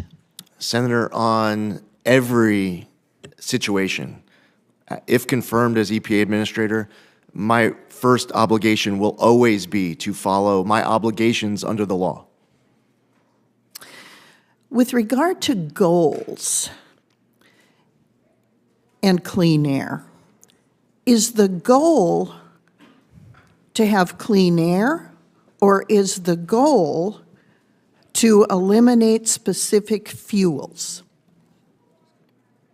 The goal, the reason why a regulation might be in place is the end state of wanting to have the cleanest, safest, healthiest air, drinking water. That is the goal, the end state of all the conversations that we might have, any regulations that might get passed, any laws that might get passed by Congress. What brings us all together should be the ultimate goal of having clean air and clean water. That is my goal as well, and I look forward to working with you to accomplish that goal. I spent 4 days in October in Silicon Valley, mostly meeting with firms that are developing artificial intelligence. If the U.S. is to be the leader in developing AI, we need abundant energy, and it has to be baseload energy. The demands of artificial intelligence for energy are going to be extraordinary. And so our goal, as you and I agree, is to provide that additional abundant energy so the United States can remain the leader in the world on the development of artificial intelligence, provide that additional energy in the cleanest way possible. And in some instances, that may involve finding the absolute cleanest way to continue to use fossil fuels.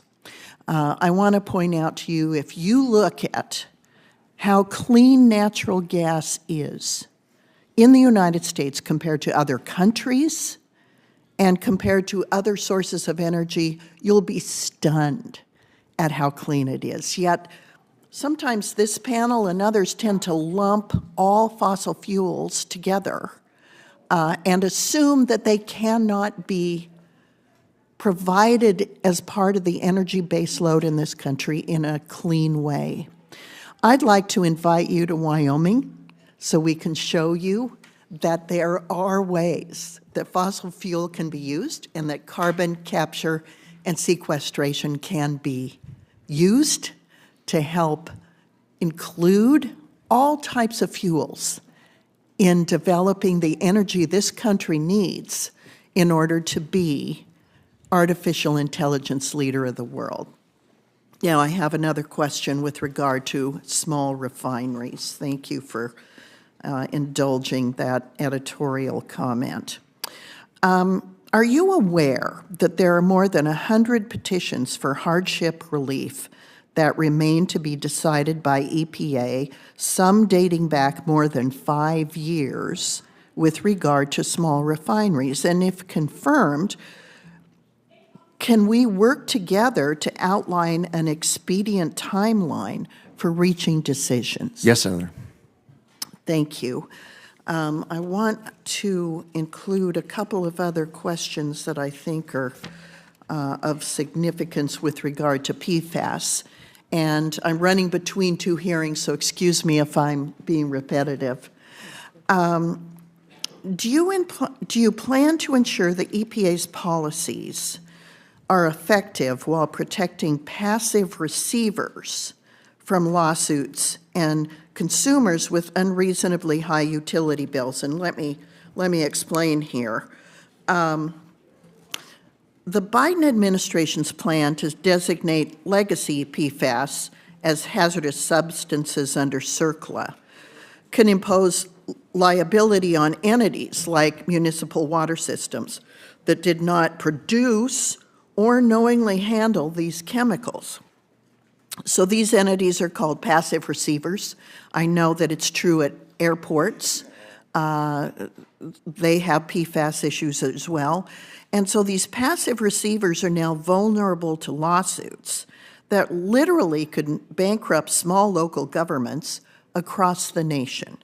My concern is that, of course, we address PFAS issues, but not in a way that submits small local municipal water systems and airports to litigation. Senator, thank you for raising this issue, and I've heard it from your colleagues on this committee on both sides of the aisle during my meetings. It's something that is a big issue to you, and it will therefore be a big issue for me. And I also saw it in my home county of Suffolk County, where we had PFAS issues. The passive receiver issue is something where it could get passed down to the consumer, where they end up paying for the cleanup costs in a way that we need to be cognizant of at the EPA.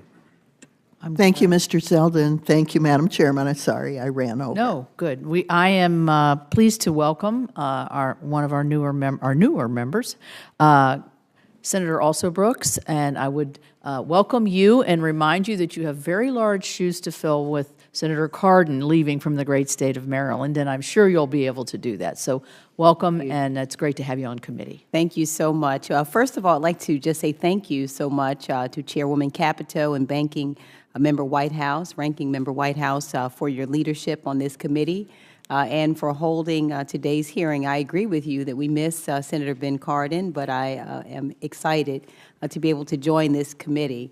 EPW has jurisdiction over many issues that are important to Marylanders, and I look forward to working with both of you as well as all of our colleagues on this committee to address the environmental and infrastructure challenges that we face in our states. To Mr. Zeldin, congratulations again to you and to your family on your nomination, and thank you as well for your willingness to serve and for appearing before our committee today.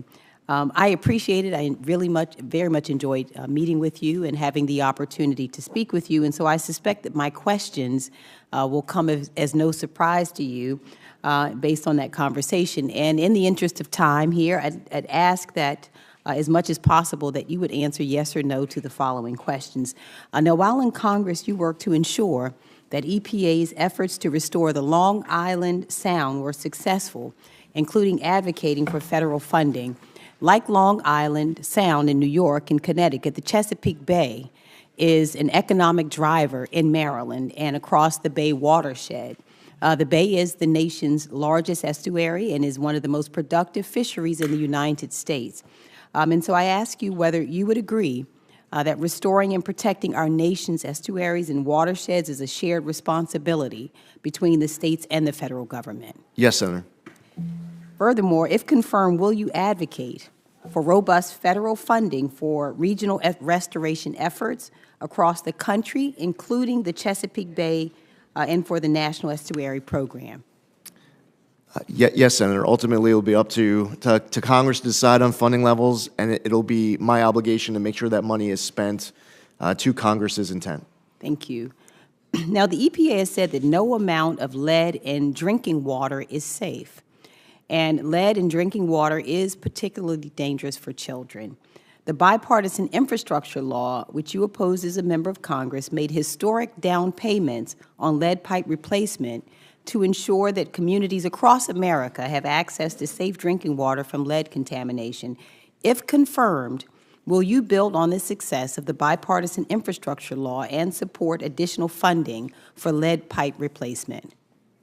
Senator, yes to the same answer as my last question. Ultimately, it's going to be up to Congress to decide what the policy is, what the law is, what the funding level is.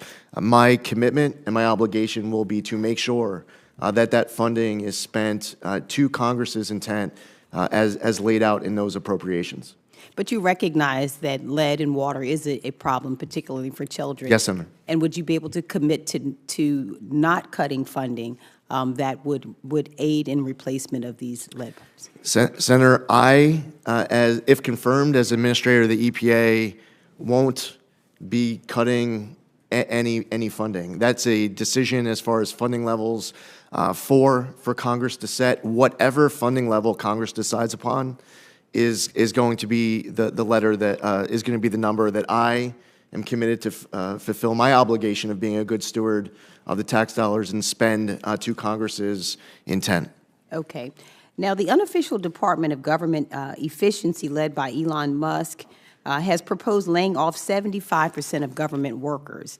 Across the federal government, their plan would result in more than 1.7 million civilian employees being laid off, including almost 500,000 veterans. If the Trump administration follows through on this proposal, that would mean more than 12,000 employees at the EPA would be laid off, and many of these are hardworking, dedicated public servants who live in Maryland. Do you support firing 75% of EPA employees? Senator, offhand, I'm not even aware of a single person being fired during the first Trump administration at the EPA. That's not the same for other agencies. And by the way, there might have been someone. I'm just, I haven't been told about it. I want to make sure that my job as EPA administrator is to increase productivity, is to make sure that we are efficient and accountable and transparent, that we are to you. Not just myself as administrator, but our entire team, for us to be in the office, collaborative, and productive. All right. In a similar vein, I'd ask you about another issue, and that is moving EPA headquarters outside of Washington, D.C., and wonder whether or not you agree with that effort and the effort of moving them out of Washington, D.C., or whether you would oppose it. Senator, no one has expressed to me in any setting since I was announced as nominee or before that of any plans with regards to moving the EPA headquarters out of D.C. I have not been involved in any conversation. I'm not aware of any conversation. That's the time I have. Thank you so much. Senator Graham. Thank you. Congratulations. Thank you. Really good choice. You're a lieutenant colonel in the Army Reserves, is that correct? Yes, Senator. What do you do? I'm currently an international law officer for a civil affairs command based in Fort Wadsworth, New York. So you're a JAG officer? Yes, Senator. So if Pete Hexba gives you a hard time, call me. Right. Yes, Senator. You got it. So Senator Whitehouse and myself have been working on climate issues for a long time, and I saw that you were chairman or a member of the Bipartisan Climate Solutions Caucus. Is that correct? Yes, Senator. Why'd you do that? I represented a district where I was hearing from constituents on both sides of the aisle of how important it is that I was doing everything to fulfill their priorities, their policy pursuits. It matters They to your wanted me to join it. constituents. Your constituents concerned about the environment. Very much so, Senator. Okay, well, and I think they're right to be. In terms of fires, and God bless the people of California. We want to help them as much as we can, quick as we can. Helena came through South Carolina and North Carolina. It's just very tough. Let's help people. Is it okay to try to look at lessons learned when you look at disasters? What can we do better next time? We must do that, Senator. Yeah, I would encourage you to not be deterred from looking at lessons learned, no matter where it happens in any part of the country. Let's learn from these disasters, see if we can do better next time. So one thing that I find fascinating is I can tell you what states grow corn because they want to talk about ethanol. I can tell you exactly when you have the senator from Wyoming saying natural gas is clean, she's right. But why is she saying that? Because the truth is America has become environmentally sensitive. We want to lower emissions, but we don't want to wreck our economy. And it doesn't matter what we do if other people don't play the same game. So the good news for me to this committee is that energy-producing states, when that energy source seems to have a positive environmental impact, they're proud of it. Nuclear power, do you think nuclear power should be part of the mix? Yes, Senator. Yeah, me too. I think small modular reactors need to be looked at again. We had disasters building big nuclear power plants, but they're non-emitting sources of fuel. Like every other fuel source, they have their problems and downside, but I'm glad I think my state has the most power from the nuclear industry per capita than any state in the nation, and I'm a big fan of trying to expand our nuclear power footprint. Look forward to working with you. Now, no matter what we do here, I think a lot of us feel like we've gone too far. EPA's ignored the law. They kind of have a political agenda rather than a congressional agenda, or they violate Supreme Court holdings. We'll have that debate among ourselves. But one thing I think we need to look at, no matter what we do here, we all care about the environment. But when it comes to CO2 emissions, let's just use that. China and India, the Paris Accords, to me, were insufficient to the task. I've been working with Senator Whitehouse. How can you get big economies like China and India to adopt better practices? Tariffs have, if you're a tariff person, your ship has come in. We have tariffs on everything and everybody, apparently. But one of the things that Senator Whitehouse and I have been talking about is a carbon pollution fee, tariff, call it whatever you want, that if you're in China and you're making steel and you have the worst business practices, you're in India, you have really basically no environmental practices at all. Europe and the United States were trying to have responsible manufacturing and energy extraction, trying to be environmentally sensitive, realize we've got to run an economy. What should we do about China and India? Do you like the idea, or at least you open-minded to the idea, that people who basically use unsound science, reckless environmental policy, maybe it's time for them to pay a fee? Well, Senator, and thank you for your service as well. As you remember, learning about the dime principle as an officer in the military, we have multiple instruments of national power. So putting aside the M, military, we have instruments of national power of multilateral, bilateral diplomacy, information operations, and economic pressure. We need to be utilizing all instruments of national power to be able to deal with adversaries abroad across the spectrum of all the issues that face our country. With regards to specific policies, and you brought this up, your work with Senator Whitehouse on this issue when we met in your office, and I know that this is important to both of you. Ultimately, this is a matter for Congress to decide in what direction Congress wants to see this country go as far as writing laws and creating Do you agree programs. with the concept that we need to push China and India? I mean, they have an advantage. They're not playing the same game that Europe and the United States is playing, and I think it's a game we should all be playing. Are you open-minded to push them to do better? Yes, Senator. Right, we'll go to Senator Wicker. Thank you very much, Mr. Zeldin. I am absolutely delighted that someone of your intellect and character is going to take over this position, and I certainly support it. There's been a lot of talk about PFAS. Let me just say I applaud your answers, and I think it's important for the public to realize that we need to do what we can to prevent exposure to PFAS. But in terms of the things we are needing for national security, such as munitions, aircraft, and vehicles for our Department of Defense, we can't do without it, and we're going to have to use it for a while. So that is a statement that I'll not attach a question to, since it's already been discussed.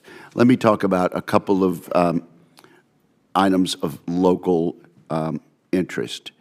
DeSoto County is the county in Mississippi that's the suburban county to Memphis, Tennessee.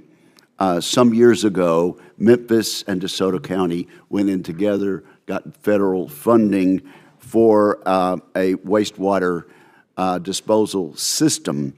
As DeSoto County has now exploded in population and is now 200,000 people, the people of the city of Memphis decided that we were taking too much capacity and that DeSoto County should go it on its own, and went to a federal court, and perhaps a Tennessee judge saw it the way that Memphis was looking at it anyway, ruled that DeSoto County's got to get their own wastewater system and do it in a hurry. Happy to do this, but the federal government having told us that we have to do it, we're going to need some help. And so I hope that you can commit to using all your authority at your disposal through subsidy loans and other mechanisms to help us fund this very expensive thing that's being required of us. I believe the EPA should engage with regional offices to ensure that they're taking proactive role in addressing critical needs. So will you commit in your new role to working with us and with the city of Memphis to resolve this problem? Yes, Senator. I very much appreciate that. Now, let's move down to Jackson, Mississippi, where we've had a flood problem for some decades. A flood control measure was authorized in the WERDA Act of 1986. I don't know what you were doing in 1986, Mr. Zeldin, but it was a long time ago.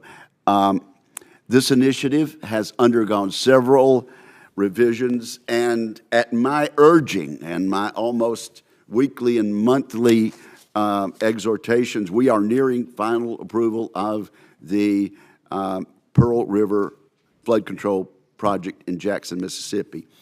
The local sponsor backing the project, which is the Rankin-Hinds County Pearl River Flood and Drainage Control District, has diligently addressed all the environmental concerns.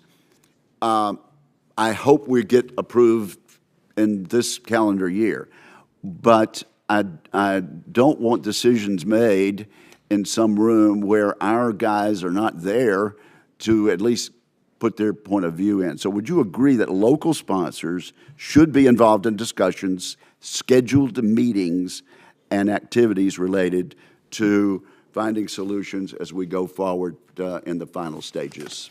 Yes, Senator, and I would like to travel to your state and meet with these individuals and these groups who you want to make sure I hear their feedback from. Good. Well, I can assure you it's bipartisan and just about as broadly based as possible. Now, let me just mention something, and I don't know that that you can make any promises to me because this is before the Supreme Court, but I just want to say on the record, there is a good neighbor rule that's come out of the Biden administration, and it has somehow concluded that my state of Mississippi, under a population of under 3 million, is somehow to be penalized for downwind ozone pollution from Mississippi to Dallas-Fort Worth and Houston. Now, those of us who've seen weather maps, we know kind of the way weather travels. It doesn't travel from east of the Mississippi back to Houston and Dallas, but somehow they have determined that our largely rural state of Mississippi should be penalized for ozone pollution in Dallas and Houston. The Supreme Court's looking at it. I don't think you can comment on it. I hope we can rescind the rule entirely, but I just want you to be aware of how utterly absurd the federal government has been with regard to this good neighbor rule. Understood, Senator. Thank you very much, and thank you, Madam Chair. Certainly. Senator Padilla. Thank you, Madam Chair. I think you need your microphone, sir. Thank you, Madam Chair, and want to, first of all, congratulate you on the nomination, congratulate your family that's here to support you, and acknowledge what I understand is a very positive exchange you had with my colleague from California, Senator Schiff, in regards to the current wildfires and EPA's role, partnership, response, and our ongoing need to maintain that. So I, too, look forward to welcoming you out to visit the impacted areas. So that allows me to actually raise some other issues of priority and concern for California. I appreciate your comment when we had a chance to meet in my office about your respect for the rule of law. I think that should be important for all of us, right? And the directives that you respect that Congress has given to the EPA is in that category. In the Clean Air Act, Congress has specifically exempted California from federal preemption of air emissions standards. The law is quite clear that EPA must grant waivers of federal preemption absent certain disqualifying conditions, and very clearly does not provide any authority to revoke any waivers that have already been granted. So that's current law. Now, you said you follow the laws that Congress has enacted, so we therefore commit to following the law when it comes to California's Clean Air Act waivers that have been granted. Senator, I can commit to every member of this dais on any question and every issue that gets brought forward that I will always follow my obligations under the law. And while there are processes in the future on different topics where I can commit to following the Administrative Procedures Act, I will tell you that I will not prejudge any outcomes of any future processes, again, on any issue that any member could bring up here. But Senator, I would reiterate to you today that it is my obligation as EPA Administrator, if confirmed, to follow the law. Thank you. And another topic we covered in our meeting is one of clean air attainment and the challenges with the federal role and responsibility, state, local role. Half the people in America who live in a non-attainment area live in California, particularly in the Central Valley and the South Coast Air Quality Management District footprint. We have to work together to reduce the sources of toxic emissions. Based on these jurisdictions, it's been challenging. California state and local officials have done pretty much everything they can to tackle this, yet we still have challenges when it comes to ensuring that every Californian, every American living in California can breathe clean air. So I want to be clear. We need the federal government to do its part by working a little bit more aggressively, assertively, smartly, and strategically to help reduce these emissions.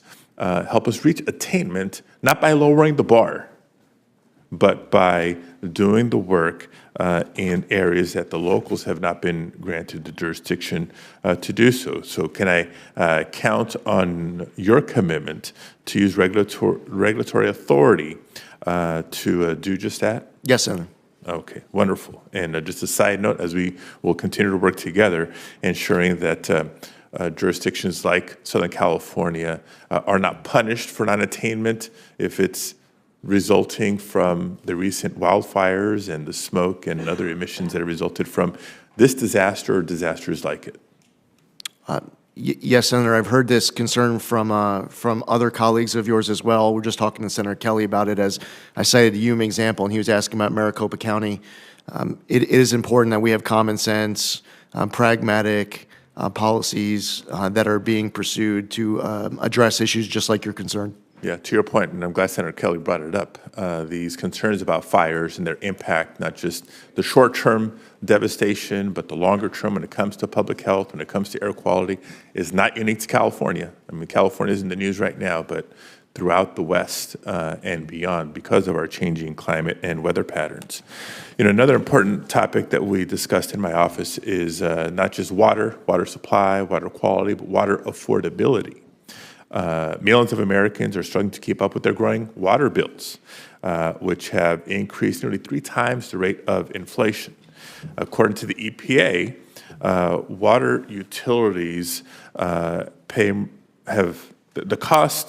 it will cost water utilities more than $1.2 trillion over the next 20 years to modernize their drinking water and wastewater infrastructure and maintain it.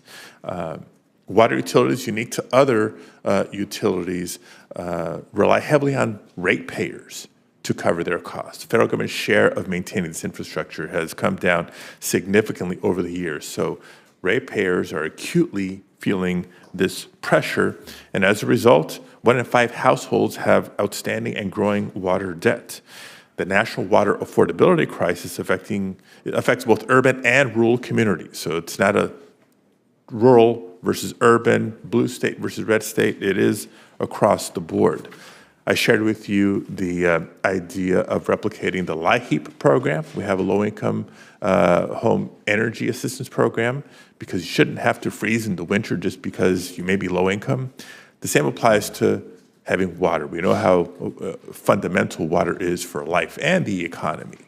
We've had a temporary water assistance program for low-income customers. Do you agree, and can we work together to make that permanent to tackle some of these challenges, including addressing the PFAS concerns that you're very familiar with? Senator, having access to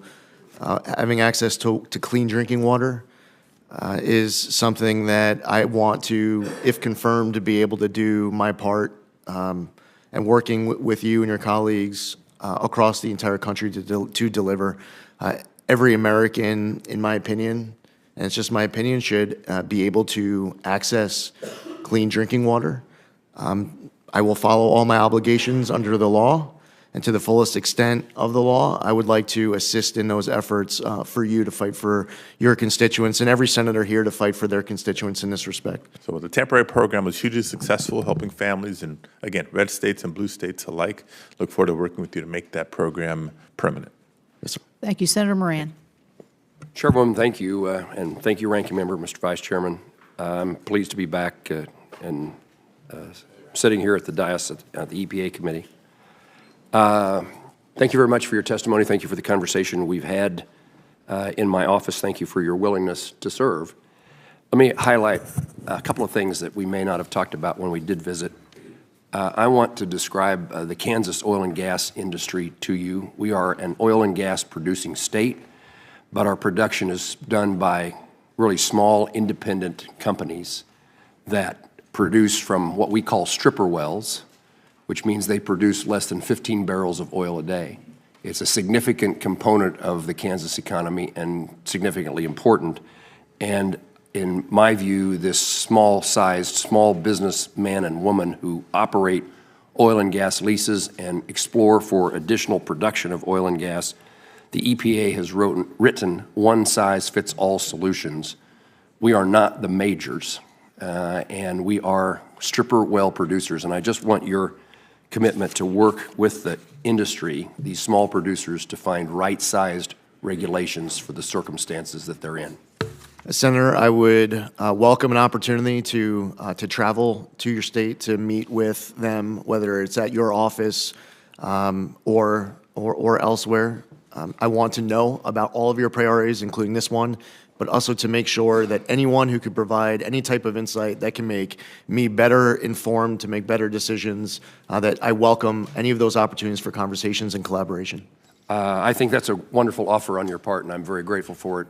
I sometimes am reluctant to ask every nominee that comes before me, would you please come visit Kansas? And you volunteered. So I'm appreciative of that. And I would tell you, I can't imagine the excitement, the opportunity that people in that industry would see to have the capability of talking to somebody with you, like you directly in a state like Kansas. So thank you, and we'll get on your schedule, although you have to say once confirmed. So I look forward to that. In a different vein of energy production, I've created with my colleague Senator Bozeman and others a Sustainable Aviation Fuel Caucus. Kansas and Wichita in particular is the air capital of the world. We produce many more general aviation aircraft than anybody. We manufacture with thousands of employees working in aviation and aerospace. And I want to bring together the opportunity to bring the agricultural aspects of Kansas together with the aviation aspects and pursue the development of SAF, Sustainable Aviation Fuel. I wanted to know, I guess the question would be, we need your help in pursuing opportunities to develop the technology and any regulations that would follow that. And I suppose if you're coming to Kansas, we ought to introduce you to the people who are in the process of developing a new industry as the airline industry shifts itself from fossil fuels to, let me say that differently, from the fuels it uses today to sustainable aviation fuel produced by agricultural byproducts. Senator, I look forward to that conversation as well. Okay. The state revolving funds, I don't know whether anybody's asked this question before, but it'd be a mistake for me. That clean water and drinking water state revolving funds are hugely important. I represent a lot of communities in which they are placed under significant requirements by the federal government, but they don't have the ratepayers. They don't have the number of users of water. It stands out to me, the small town in my home county, a town of about 80 people, have a regulation that they couldn't raise the rates on their water users sufficiently enough to pay for the regulations. And so the Clean Water and Drinking State Revolving Fund is hugely important to help small communities meet the needs. Many, if not all, want to meet those standards, want their consumer, their water purchaser, to have the cleanest, safest drinking water possible, and yet the rules are so unaffordable, they don't know where to turn. I'll work with you, and I just want to make sure that you would commit to continuing to support a robust funding. Yes, Senator. Ultimately, the funding level will be set by Congress. It will be my responsibility to ensure that I'm doing my part to fulfill congressional intent and being a good steward of tax dollars so that I can report back to you on all sources of funding coming through the EPA. This specifically, I've heard from other colleagues of yours on this dais as a top priority of theirs, and therefore it will be a top priority of mine too. I thank you for that. I would also add that you should need to be a voice within the administration as the budget is prepared and OMB makes decisions in support for the fund as well. It's certainly true that presidential budgets are not irrelevant, and it's useful if we start with a robust number that is beneficial to the country. Last question I'll ask is, I'm interested in what our country's doing. I'm involved in the national security aspects of my time in the Senate involves those things. Is there any role for EPA to play in the critical minerals world? Yes, Senator. President Trump has expressed a desire of having an energy council. He wants there to be collaboration between different agencies of different levels of jurisdiction. That involves everything from permitting reform, which is one topic actually that I heard Senator Whitehouse reference earlier in his opening remarks. I believe that it is important for agencies to be working together, regardless of whether we are the lead agency or we have a different role to play of following another agency. But I look forward to any collaboration working with other agencies to do EPA's part. Congressman Zeldin, thank you for taking my questions and responding. Thanks, Senator. Thank you. Last but not least is someone who also has some big shoes to fill, as the former chairman of this committee was from the great state of Delaware. But I know that Senator Blunt Rochester is well up to the task, and we welcome her to the committee and welcome you to the questioning. Thank you. Thank you, Madam Chairwoman, and thank you so much to you and the ranking member for the warm welcome.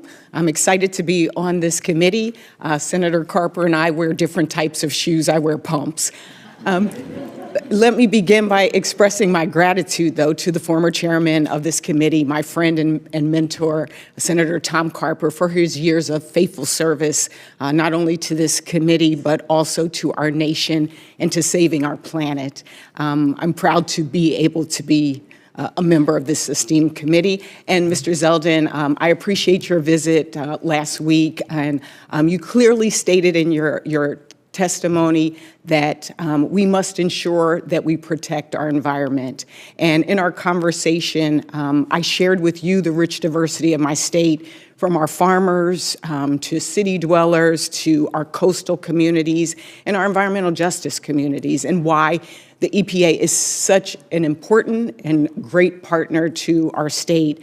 I've, in my time in the House, prioritized clean air, clean drinking water, affordability of those things as well. And for us, it's crucial that we have the best candidate for the EPA administrator. So in our conversation, I was really pleased also that you earnestly acknowledged that climate change is real and that you are committed. You actually affirmatively, before I even got the question out, said you committed to following the science and letting that dictate the policies of the EPA. And as I said in my home state, we feel the impact of climate every single day. And as a former member of the House, I know we talked about the similarities in our district: low-lying, vulnerable to sea level rise, and it's critical to our coastal communities. How will you direct the EPA to help these communities like ours survive the rising sea levels and extreme weather brought on by the climate crisis? Senator, this is a topic that involves multiple agencies working together. So EPA being able to do its part is incredibly important. EPA might not have the funding that the Army Corps of Engineers is bringing to a particular project as may be authorized by Congress. The Department of Interior might be working on a particular aspect of this under its jurisdiction. The collaboration between agencies is critical. The collaboration between agencies and Congress is going to be important as well. I think it also helps for I, as if confirmed as EPA administrator, to be traveling to a state like yours to see issues firsthand on the ground, especially when they emerge on, at times, little notice, sometimes with far more notice, to be able to hear from people who have been working on these issues a long time, to be able to hear that feedback, to allow that feedback to inform my decision-making, and to bring that feedback with me to Washington, D.C. when I return from those trips, which I look forward to, if invited, coming to visit your state with you. Thank you so much. I have a couple of yes or no questions because I know time is limited. You stated that EPA's mission is to protect the health of the public and the environment. Is this still your position? Yes or no? Yes. Will you ensure EPA prioritizes policies that promote access to clean water? Yes or no? Clean what, Senator? Clean water. Yes, Senator. Yeah. And as you know, many rural communities have old water infrastructure and rely on well water, particularly in Delaware, which creates significant water quality issues. How will you, your EPA, help these communities access effective solutions such as upgrades to stormwater infrastructure, watershed restoration, or water infiltration? Senator, Congress has approached these issues in the past in certain creative ways. In some respects, it could be an aspect of congressionally directed spending. I've seen go to a particular community where they are able to mitigate an issue of water contamination as we experienced in Suffolk County, where my congressional district was located and where we had multiple aspects of PFAS contamination. The first step is to be able to get access to drinking water. And even if that's providing bottled water, that's a partnership that starts with local leadership, where a state and federal government is asking, what can we do to assist? What's important is long-term mitigation. And what is so frustrating to the American public is when they see these issues lasting for 10, 20, 30 years and the ball's never moving in the right direction. I look forward to doing my part to work with your local communities to get these issues mitigated to whatever extent I can help. You actually brought up for me something that was personal. We have communities that did not have access to clean drinking water in our state. And so it was important for us to work on that revolving state water fund, getting that water to those communities, but also the water affordability. And Senator Padilla mentioned the work on the LIHEAP for low income for water programs. I led that charge in the House side and would love to continue working, again, to make this a permanent program for those families. I will yield back, and hopefully we have a second round of questions so that I can ask about soot, particulate matter. Thank you, and I yield back. Thank you. And this does end the first round. I would say we had full participation in the committee, which we're going to expect at every meeting, right? And I am very pleased with that. I also, in the interest of not wanting to hurt a new member of my committee, neglected to welcome Senator Moran as a new member of this committee. So, a returning, well, that's why I didn't say anything, because you're returning. In any event, I didn't want to chance those hurt feelings, since mine have been hurt all day by denigrating my mountains, but we won't get into that any longer. So we're going to go to second round, and we'll do it in the same order as the folks that were here. Before I begin my round, I would like to put into the record a January 3rd support letter from the former chairman of the Suffolk County Water Authority, which states, the EPA requires strong leadership that balances the complexities of environmental protection with the practical needs of communities across the country. Mr. Zeldin's track record on Long Island exemplifies his ability to lead with compassion, decisiveness, and a clear focus on results. He has already shown his dedication to the values that the EPA upholds, and I'm confident will continue to champion these priorities on a national scale. And I ask unanimous consent, which I'll grant myself, to enter this into the record. I would say there are always no better advocates than our local advocates who actually work with us all the time, and obviously you have a very strong constituency there. I'm going to ask quickly just a couple questions. Class 6 wells, which are used to inject carbon dioxide into deep rock formations, advancing carbon capture and storage technologies, obviously very important to my state. We provided EPA funding through the IIJA for to have the EPA grant state primacy for Class 6 wells, since they constitute a different aspect of permitting. And to date, only 3 of these states have been granted Class 6 primacy. And the EPA has 150 permit applications pending for approval. We have 3 Class 6 well projects under review, and the proposed final action granting West Virginia our state primacy was published in the Federal Register on November the 25th. This is going to be very important to us, as we had testimony last year that the North Dakota, who has primacy, was able to permit, I think, 7 wells in a short period of time, whereas the EPA, as they were trying to permit under their federal authority, it took them over many more years the time to permit just 3. So you can see how those who, again, who are closest to the situation have the ability to make good decisions. So will you prioritize the timely completion of West Virginia's Class 6 permitting process and work with me to ensure that the EPA is a resource rather than a barrier in this transition? Yes, Senator. Thank you. You mentioned permitting, and I was very pleased to hear Senator Whitehouse mention permitting reform. We've had lots of stops and starts over the last probably 2 to 3 years on this very issue, and it's holding up construction of critical energy, manufacturing, infrastructure, transportation, doesn't matter what kind of energy, renewable energy, pipelines, whatever. So we need to make it easier to build in America. I believe that's President Trump's vision as well, by modernizing and streamlining our environmental review and permitting processes. Congressman Zeldin, what opportunities do you see for EPA to be able to establish more efficient and predictable permitting processes, in addition to working with all of the other agencies that play a part in this on these vital decisions? And Chairman Capito, that last part of your question is key for different agencies to be able to work with each other, collaborating with each other, and also for agencies to be able to collaborate with Congress on any opportunities that Congress sees to pursue permitting reform as well. As far as EPA jurisdiction goes, we see a role of the EPA, for example, as it relates to environmental impact statements. There are different issues where there will be opportunities for the EPA to follow its obligations under the law. There's a possibility that Congress might choose to make changes to the law on items that are under EPA jurisdiction. I would look forward to doing my part to make sure that the EPA is not holding up any opportunities to be able to pursue sound applications that otherwise would be and should be approved.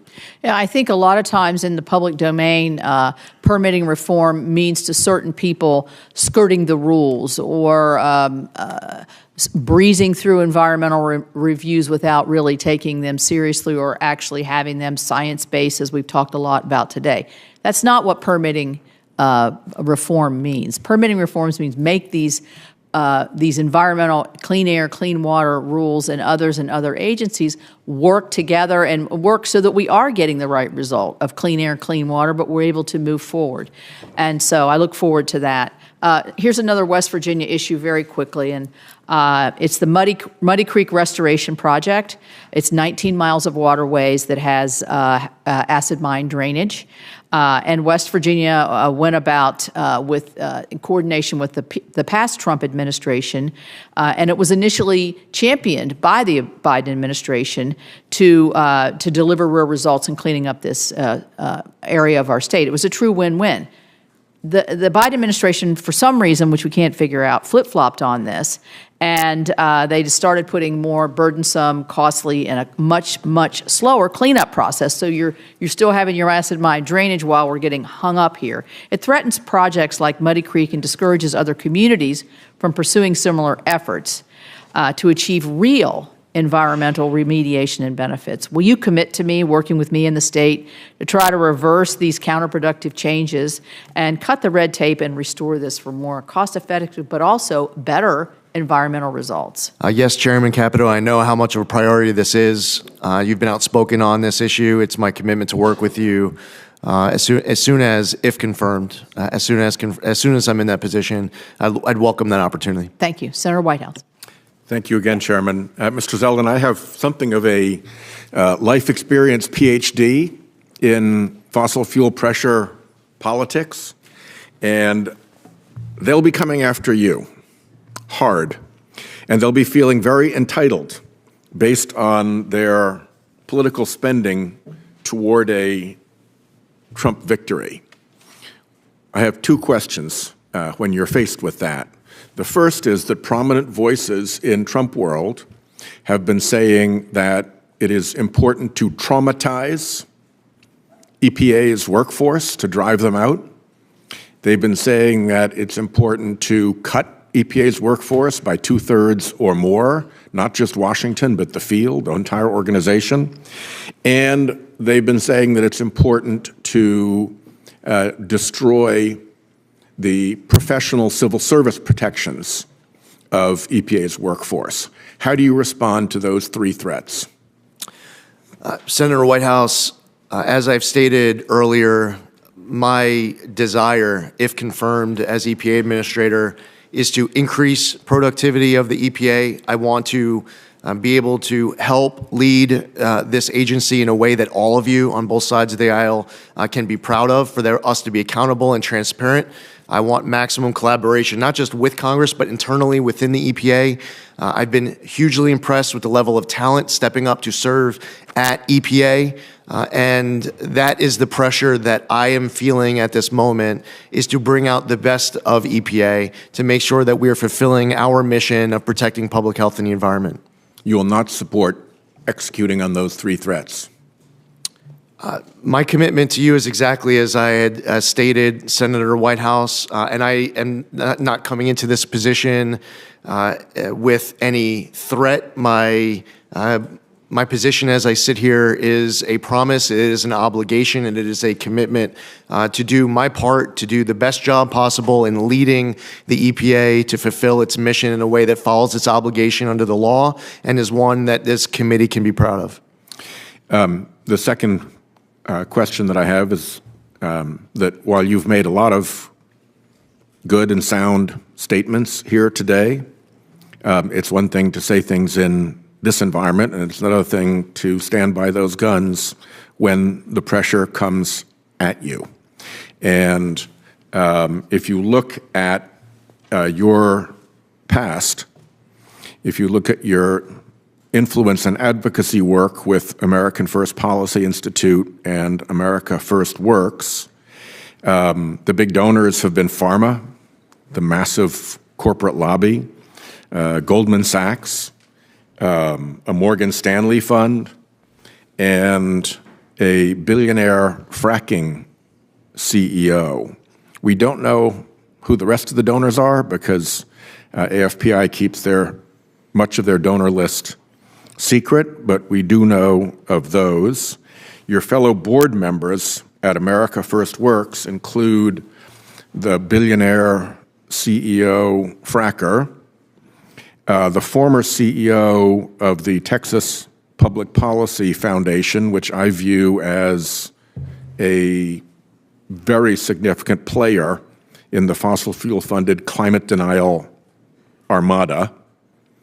The successor to that Texas Public Policy Foundation CEO, and a third individual called the Chief of Intelligence and Research at that same, in my view, climate denial front group.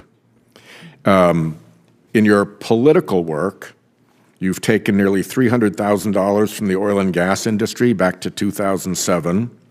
You've had large campaign support from Koch Incorporated, which gave a total of about $60,000 when you count up all the contributions to PACs and campaign funds.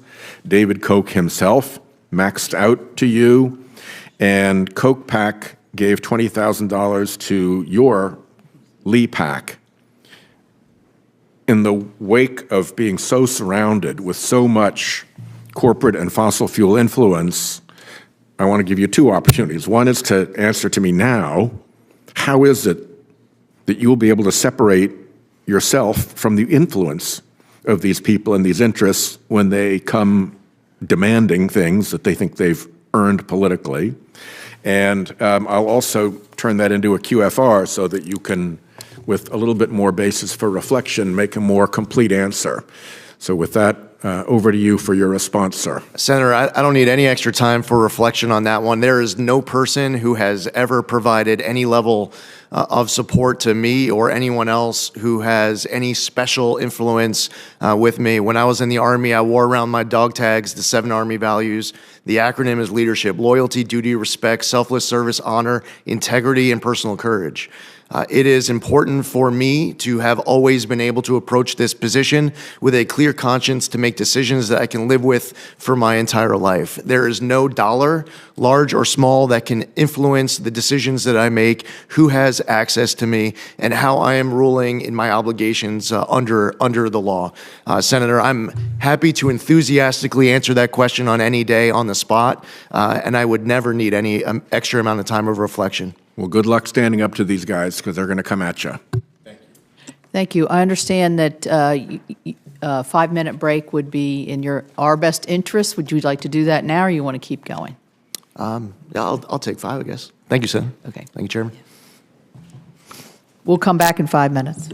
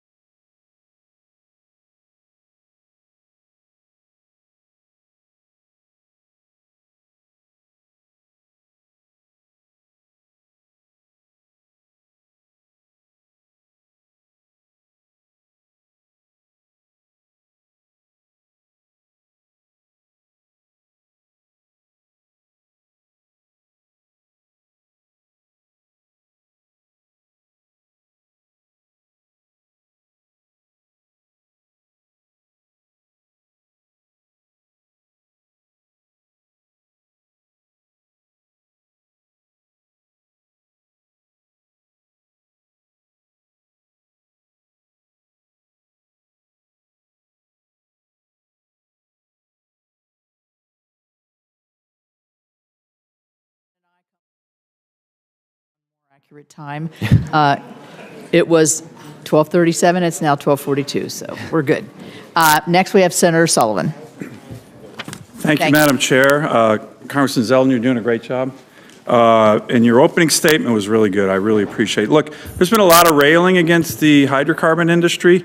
I think the facts are the hydrocarbon industry has lifted more people out of poverty, continues to do so, than any major industry in the world is doing that. But they're also been a major contributor, never gets talked about, with regard to our leadership on global emissions. Leadership. So that, Mr. Zeldin, take a look at that chart.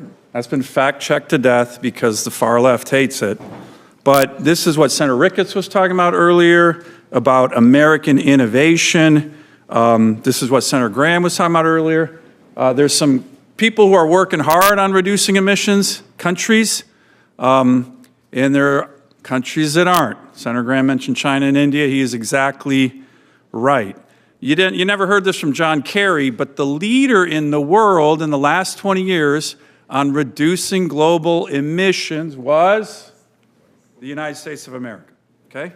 The bad guys, in terms of emission increases, look at China, through the roof. This is a fact. Now, I've asked some of the Biden administration EPA officials, hey, why do you think this happened? Why do you think we're the leader? It'd be great if you said it, because we are. And they would always come back and say, let's see, EPA regs? Wrong answer. The reason this happened is because of the revolution in the production of natural gas, where we have switched to natural gas as a more cleaner burning source of energy. And when we export natural gas around the world, Ms. Zeldin, what do you think that does to global emissions? Brings it down, Senator. It does. And these are facts. So my colleagues, I wish my good friend Senator Whitehouse was here because, they don't like this chart because it goes against their narrative. And the narrative, that is the facts, is that when you have all the above energy, including a big mix of natural gas, you reduce global emissions. So can you commit, to Senator Ricketts' point, to work with us and private industry on innovation that can help power America, power our allies, produce American energy, and at the same time, lower emissions? Can you yes, Senator, absolutely. American innovation has been critical, and it will be critical going into the future. That's something that President Trump has often spoke of. Yeah. And I believe it's also one of the reasons why we saw so much support for him in this last November's election. In Alaska, we are working, and I've talked to President Trump about just recently, we have a very large-scale LNG project that would increase, would reduce our trade deficit by billions by exporting clean-burning Alaska natural gas to our Asian allies, get clean-burning Alaska gas to Americans, and would produce thousands of American jobs. Can I get your commitment to help us work on that large-scale LNG project, which will help continue these global emission reductions? Senator, I'd welcome the opportunity, if confirmed, to be able to work with you on this and other issues. Great. I have another map I want to show you. Real quick, you and I talked about this issue of leaded aviation fuel. This is a huge issue to my constituents, what we call avgas. We got it, an extension for Alaska and the FAA, given our pilot safety issues, our aviation safety issues. There was this congressman, I forget his name, from New Jersey. He tried to limit this. My view, he should be more focused on cleaning up New Jersey than worrying about aviation safety in Alaska. Can I get your commitment to work with me on this avgas issue as we discussed in my office? Senator, as I gave you my commitment then, reiterate it here today for all your constituents to hear. We had a very long, substantive conversation on a lot of topics that you're fighting for Alaska, and I welcome the opportunity to be able to work with you on all of that. Great, thank you. Let me give you one final map and one final question. It's a little complicated. This is the American Medical Association study on life expectancy changes in America, okay? This was from 1980 to 2014. Purple and dark blue, that's where life expectancy changes happen the most, okay? Up to 13 years. Unfortunately, you see yellow, red, certain places there was a life expectancy decrease. That's mostly the opioid epidemic. My state led this. It led it because Alaska Natives, which is where most of these communities are, over about 20% of my population, started at a real low level. Real low, lowest life expectancy. Then what happened on the North Slope, what happened out in the Aleutian Island chain, what happened in the Northwest Arctic, Burrow, resource development happened. Oil and gas happened. Open up fisheries happened. Resource development happened, and people's lives increased on average by up to 13 years. So here's my quick issue. This is a matter of life and death in my state. And the indigenous people, in particular, who I care deeply about, have benefited tremendously from resource development. President Biden comes in with his Secretary of Interior. She doesn't listen to Native people. They issued 68 executive orders to shut down resource development in my state, which is going to hurt people, hurt their life expectancy. So when we talk about all this stuff about, oh, we're against resource development, oil and gas, for my state, for my constituents, this is a matter of life and death, and it's brought gymnasiums and health clinics and water and sewer. So can I get your commitment to work with me on these issues, on resource development that benefit the Native people tremendously of my state? The Biden administration is talking about, oh, environmental justice. This is environmental injustice when they shut down Alaskan Native communities' opportunity to develop their resources. And, you know, their focus on minority communities, I think that's great, but they've had a big asterisk during 4 years of Biden and Secretary Holland, not for Alaska Natives. And it's an outrage. This helps my communities, and can I get your commitment to work with the Alaska Native communities, indigenous communities of my state on this issue, on the other issue you talk about, contaminated lands, water and sewer. We have communities that don't have clean water and flush toilets. I really want your help on this. We didn't get the help from the Biden administration. They talked a big game, communities of color. They didn't care about the Alaska Native communities, and I need your help on this. Understood, Senator. You have my commitment to work with you on this. Thank you. Thank you, Madam Chair. Thank you. Senator Kelly. Thank you, Madam Chair. Mr. Zeldin, I want to discuss another issue with you that's affected the western United States significantly, especially Arizona on the Navajo Nation, and that's the issue of abandoned uranium mines. We have about 500 of them. The nation's been working to clean up these mines for decades now, but the bureaucratic process of the Superfund law has meant that very little progress has been made on this. And it contaminates water, and just the radiation itself causes cancer. One step which was taken during the last Trump administration was to establish a regional office called the Office of Mountains, Deserts, and Plains, which would focus on cutting through the bureaucracy and accelerating the cleanup of mines in the West. Senator Lummis and I introduced legislation last Congress, which passed this committee unanimously, called the Legacy Mine Cleanup Act, which would authorize the creation of the office and accelerate mine cleanup across the western United States. So will you commit to having your team review the legislation quickly so we can then incorporate EPA's feedback before we introduce the bill this year? Yes, Senator. And will you commit to ensuring the issue of abandoned uranium mines remains a priority for the EPA? Yes, Senator. Well, thank you for that. And then one final thing I want to discuss with you is, and I know you've spoken about this during the hearing already today. I was not in the room, but my understanding is you talked about PFAS. And as we discussed in my office last week, groundwater is the backup source of drinking water for both Phoenix and Tucson. And it's in an aquifer mostly under the city of Tucson, where Gabby and I live. And this has become more critical, this backup water supply, as the drought conditions in the West has worsened. But especially the groundwater under Tucson in those aquifers have been contaminated with growing PFAS plumes. And the city had to shut down nearly 30 groundwater wells because the water exceeded EPA's drinking water limits. And to date, the city has spent more than $71 million on remediation costs and are in negotiations with EPA Region 9, with the Air Force, with the state, with Tucson Airport, and other private parties to resolve this. And throughout this process and spanning across presidential administrations, EPA Region 9 has been a consistent partner in addressing these challenging issues. So, Mr. Zeldin, if confirmed, will you commit to working with my team and the city of Tucson to address the Tucson PFAS contamination? Yes, Senator. So thank you, Mr. Zeldin. Thank you for spending the time. I know this has been a long process and a long hearing. It's great seeing your family here, and look forward to having the opportunity in the committee and eventually on the floor for the vote. Thank you. Thank you, Senator. Thank you. Senator Ricketts. Thank you, Chairman Capito, for having this second round of questions. I appreciate it.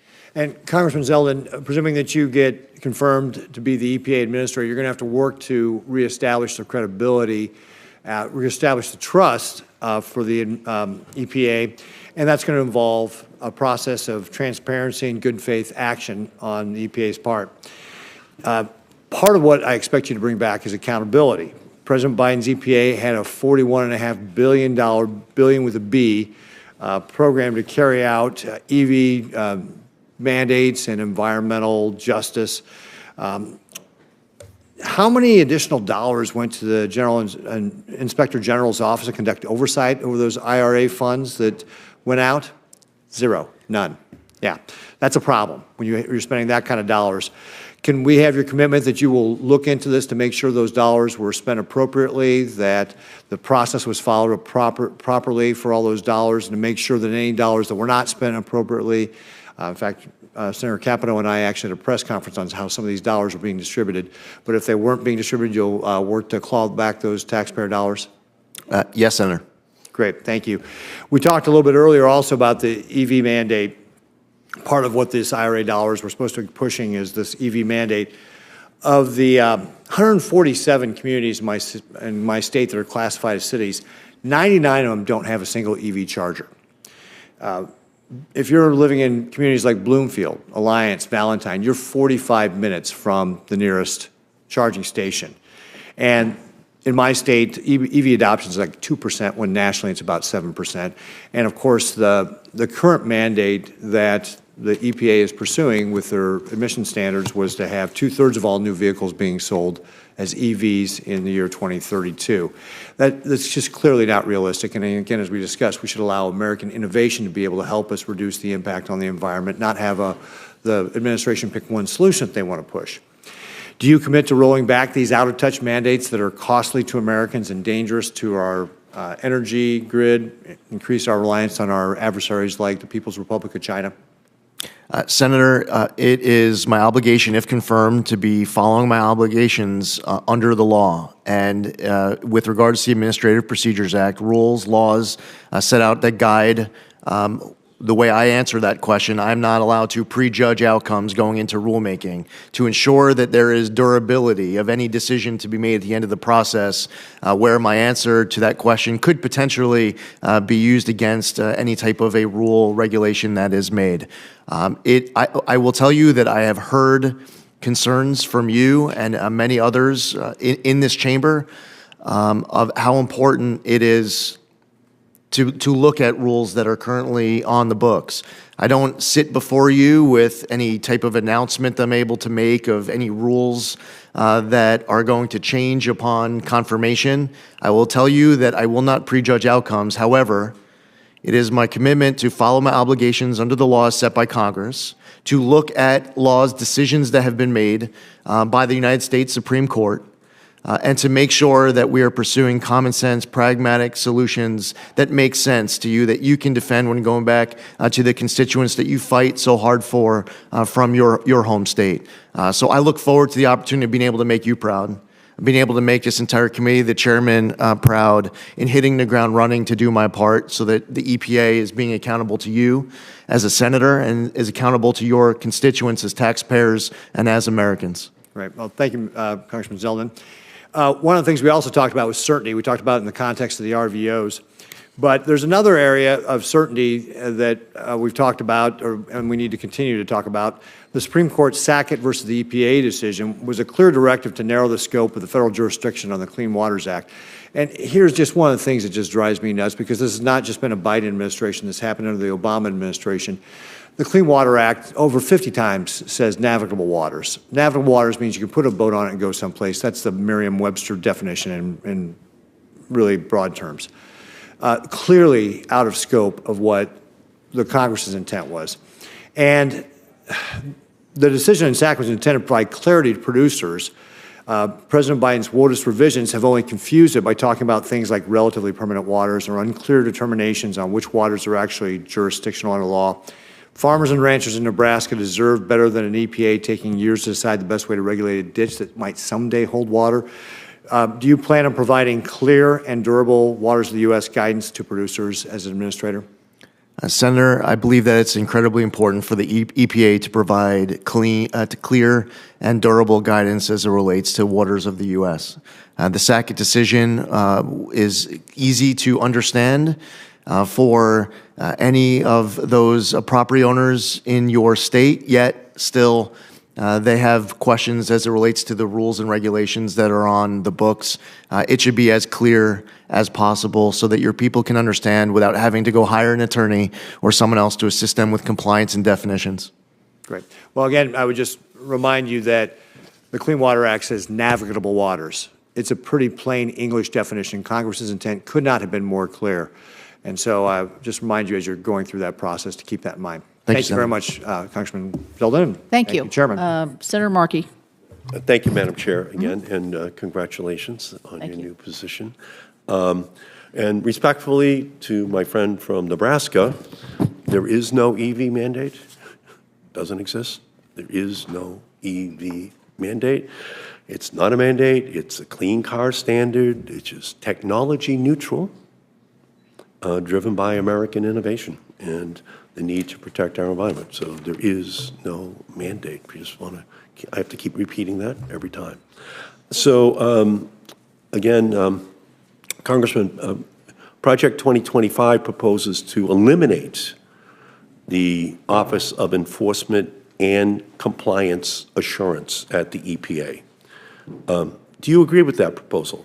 Senator, first off, I've never read any word of Project 2025. No, I'm not going to ask if you read it. But do you agree with the proposal to eliminate the Office of Enforcement and Compliance Assurance at the EPA?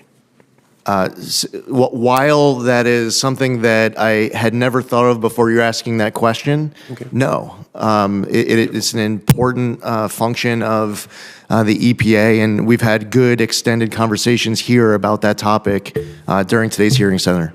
Okay, so again, that just prompted the question, and the answer is a very good answer. Thank you.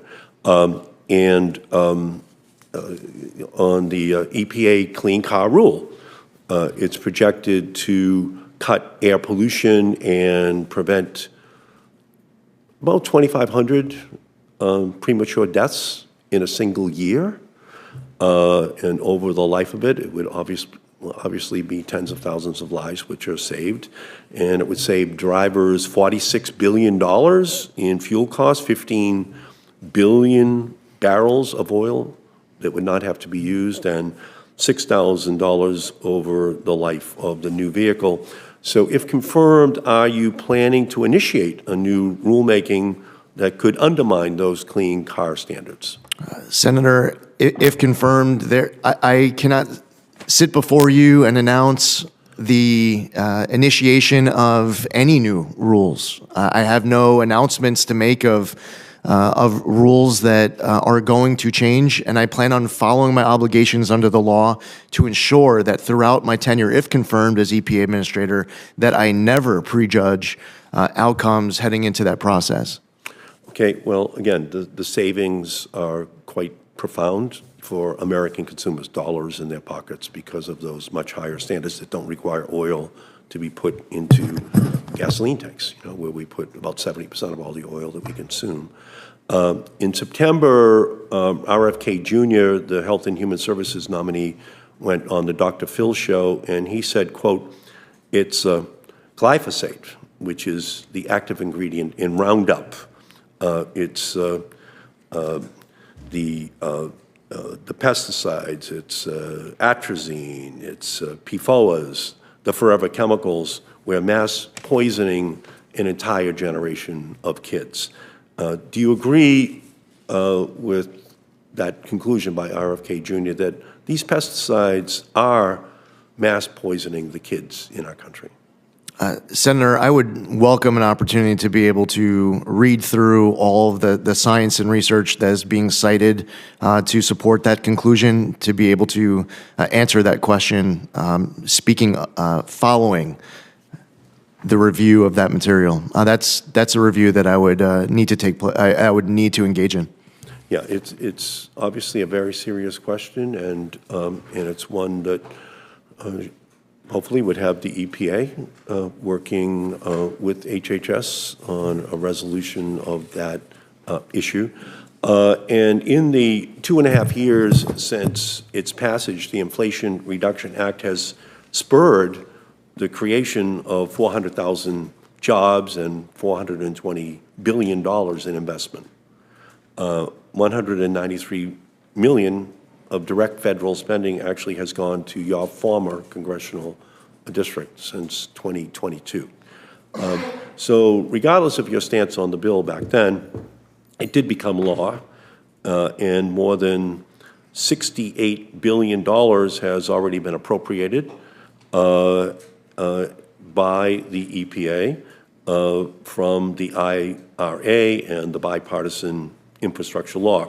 So are you going to ensure that EPA's ongoing implementation of grants, which have already been fairly awarded under existing laws like the IRA and the bipartisan infrastructure law, that they're not impeded or held up for political reasons? Senator, my commitment is to follow the law as it relates to so much of what's getting discussed during this hearing. That is the obligation that motivates me. I have to be prepared to sit before this committee and be able to answer questions as it relates to funds that have gone out the door, not just currently, but also in the future. It's important for me to get my hands, my head all wrapped around everything that's been going out the door. Senator, I was concerned when there was a video a few weeks ago of a political appointee at the EPA who was talking about how they were tossing gold bars off the Titanic to distribute billions of dollars before Inauguration Day on Monday. I don't know at all what grants were being referenced with that repeated comment. It was also referenced in that answer to you and to answer to every member of this.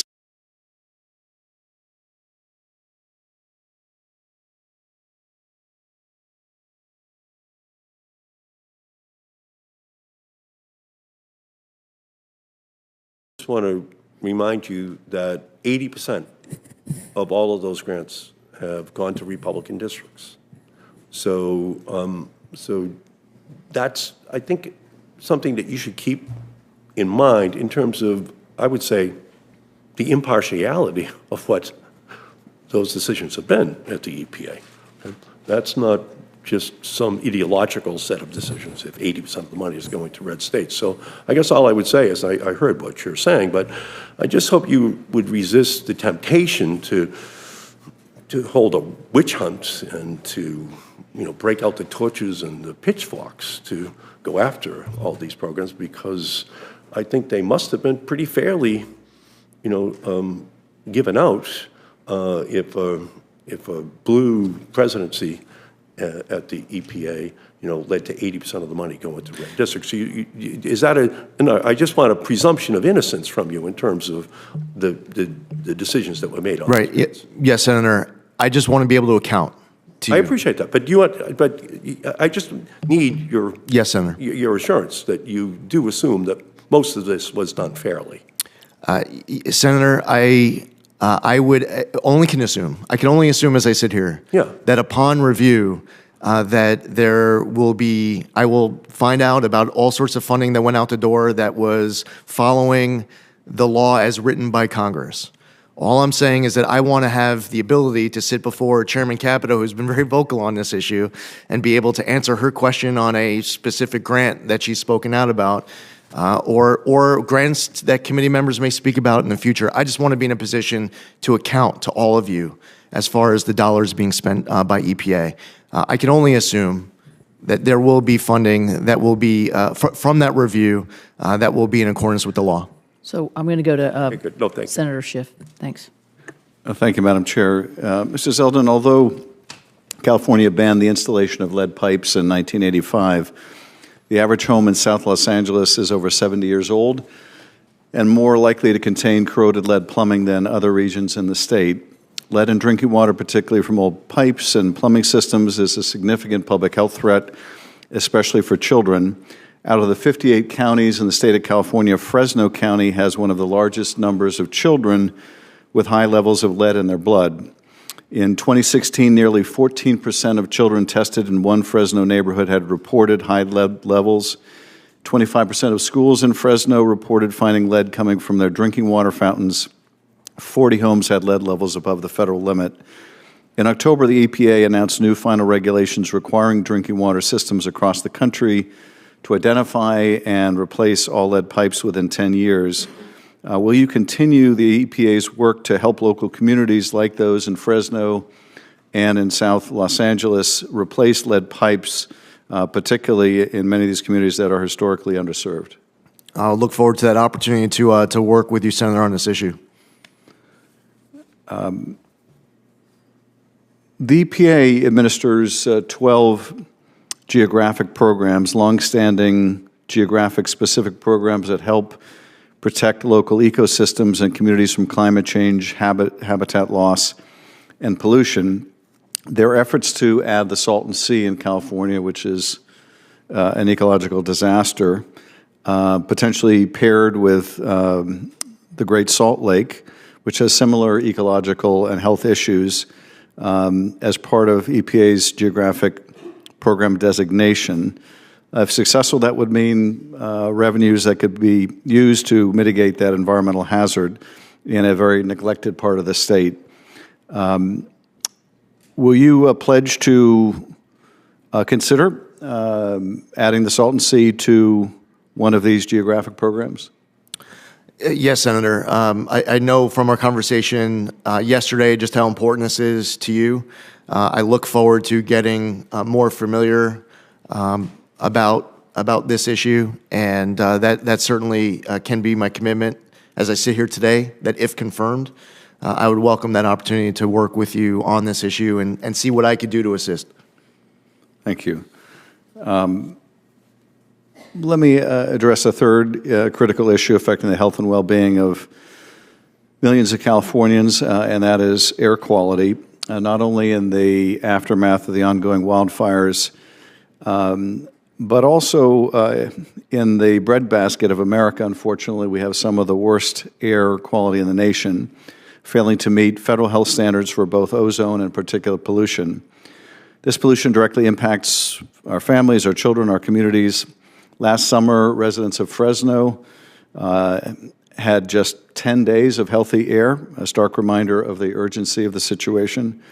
The EPA has long supported California's efforts to address this crisis through clean vehicle programs, regulatory actions, and strong enforcement.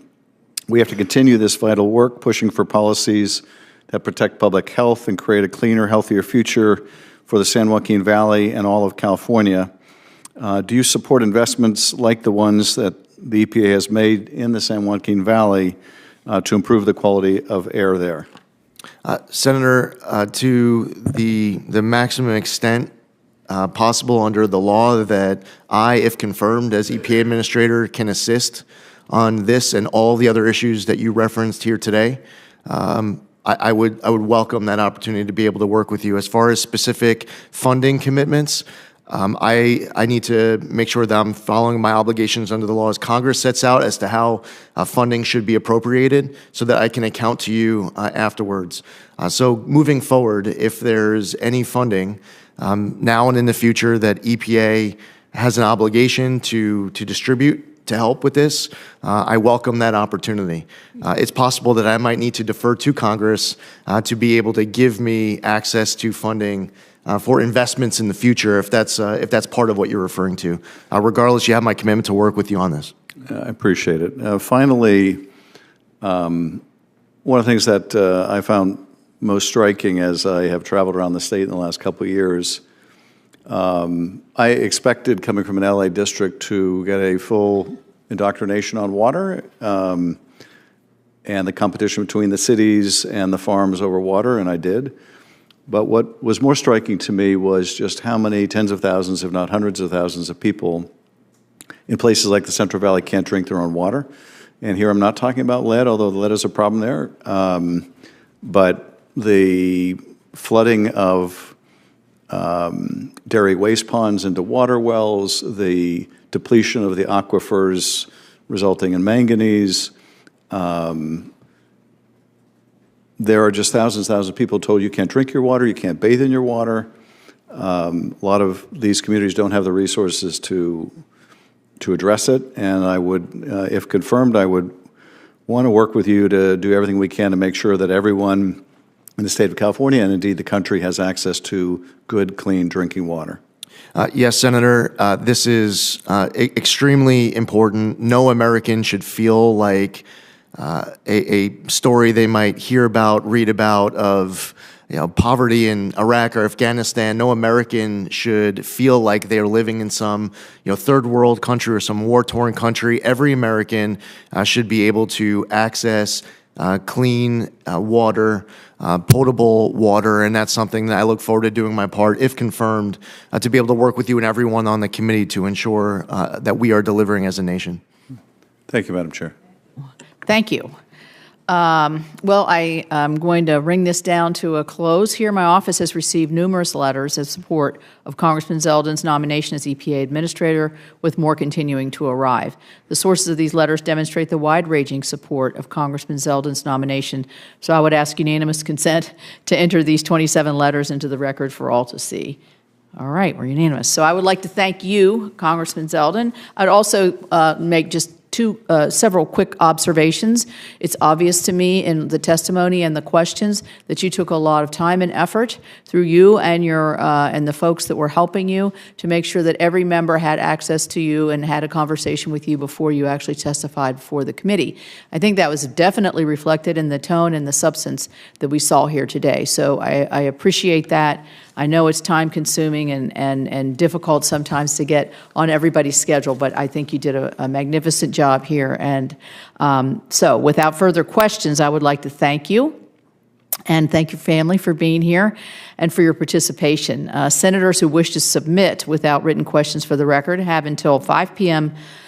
Tomorrow, Friday, January 17th, to do so. The nominees' responses to those questions for the record are due back to the committee no later than 9 a.m. on Tuesday, day after inauguration, January 21st. With that, I do look very much forward to helping to shepherd you. I think you've done an excellent job here today. You will be an excellent administrator to the EPA, and I fully expect that your confirmation will be very positive. Thank you very much, and everybody enjoy the day. Thank you. Thank you, Chair.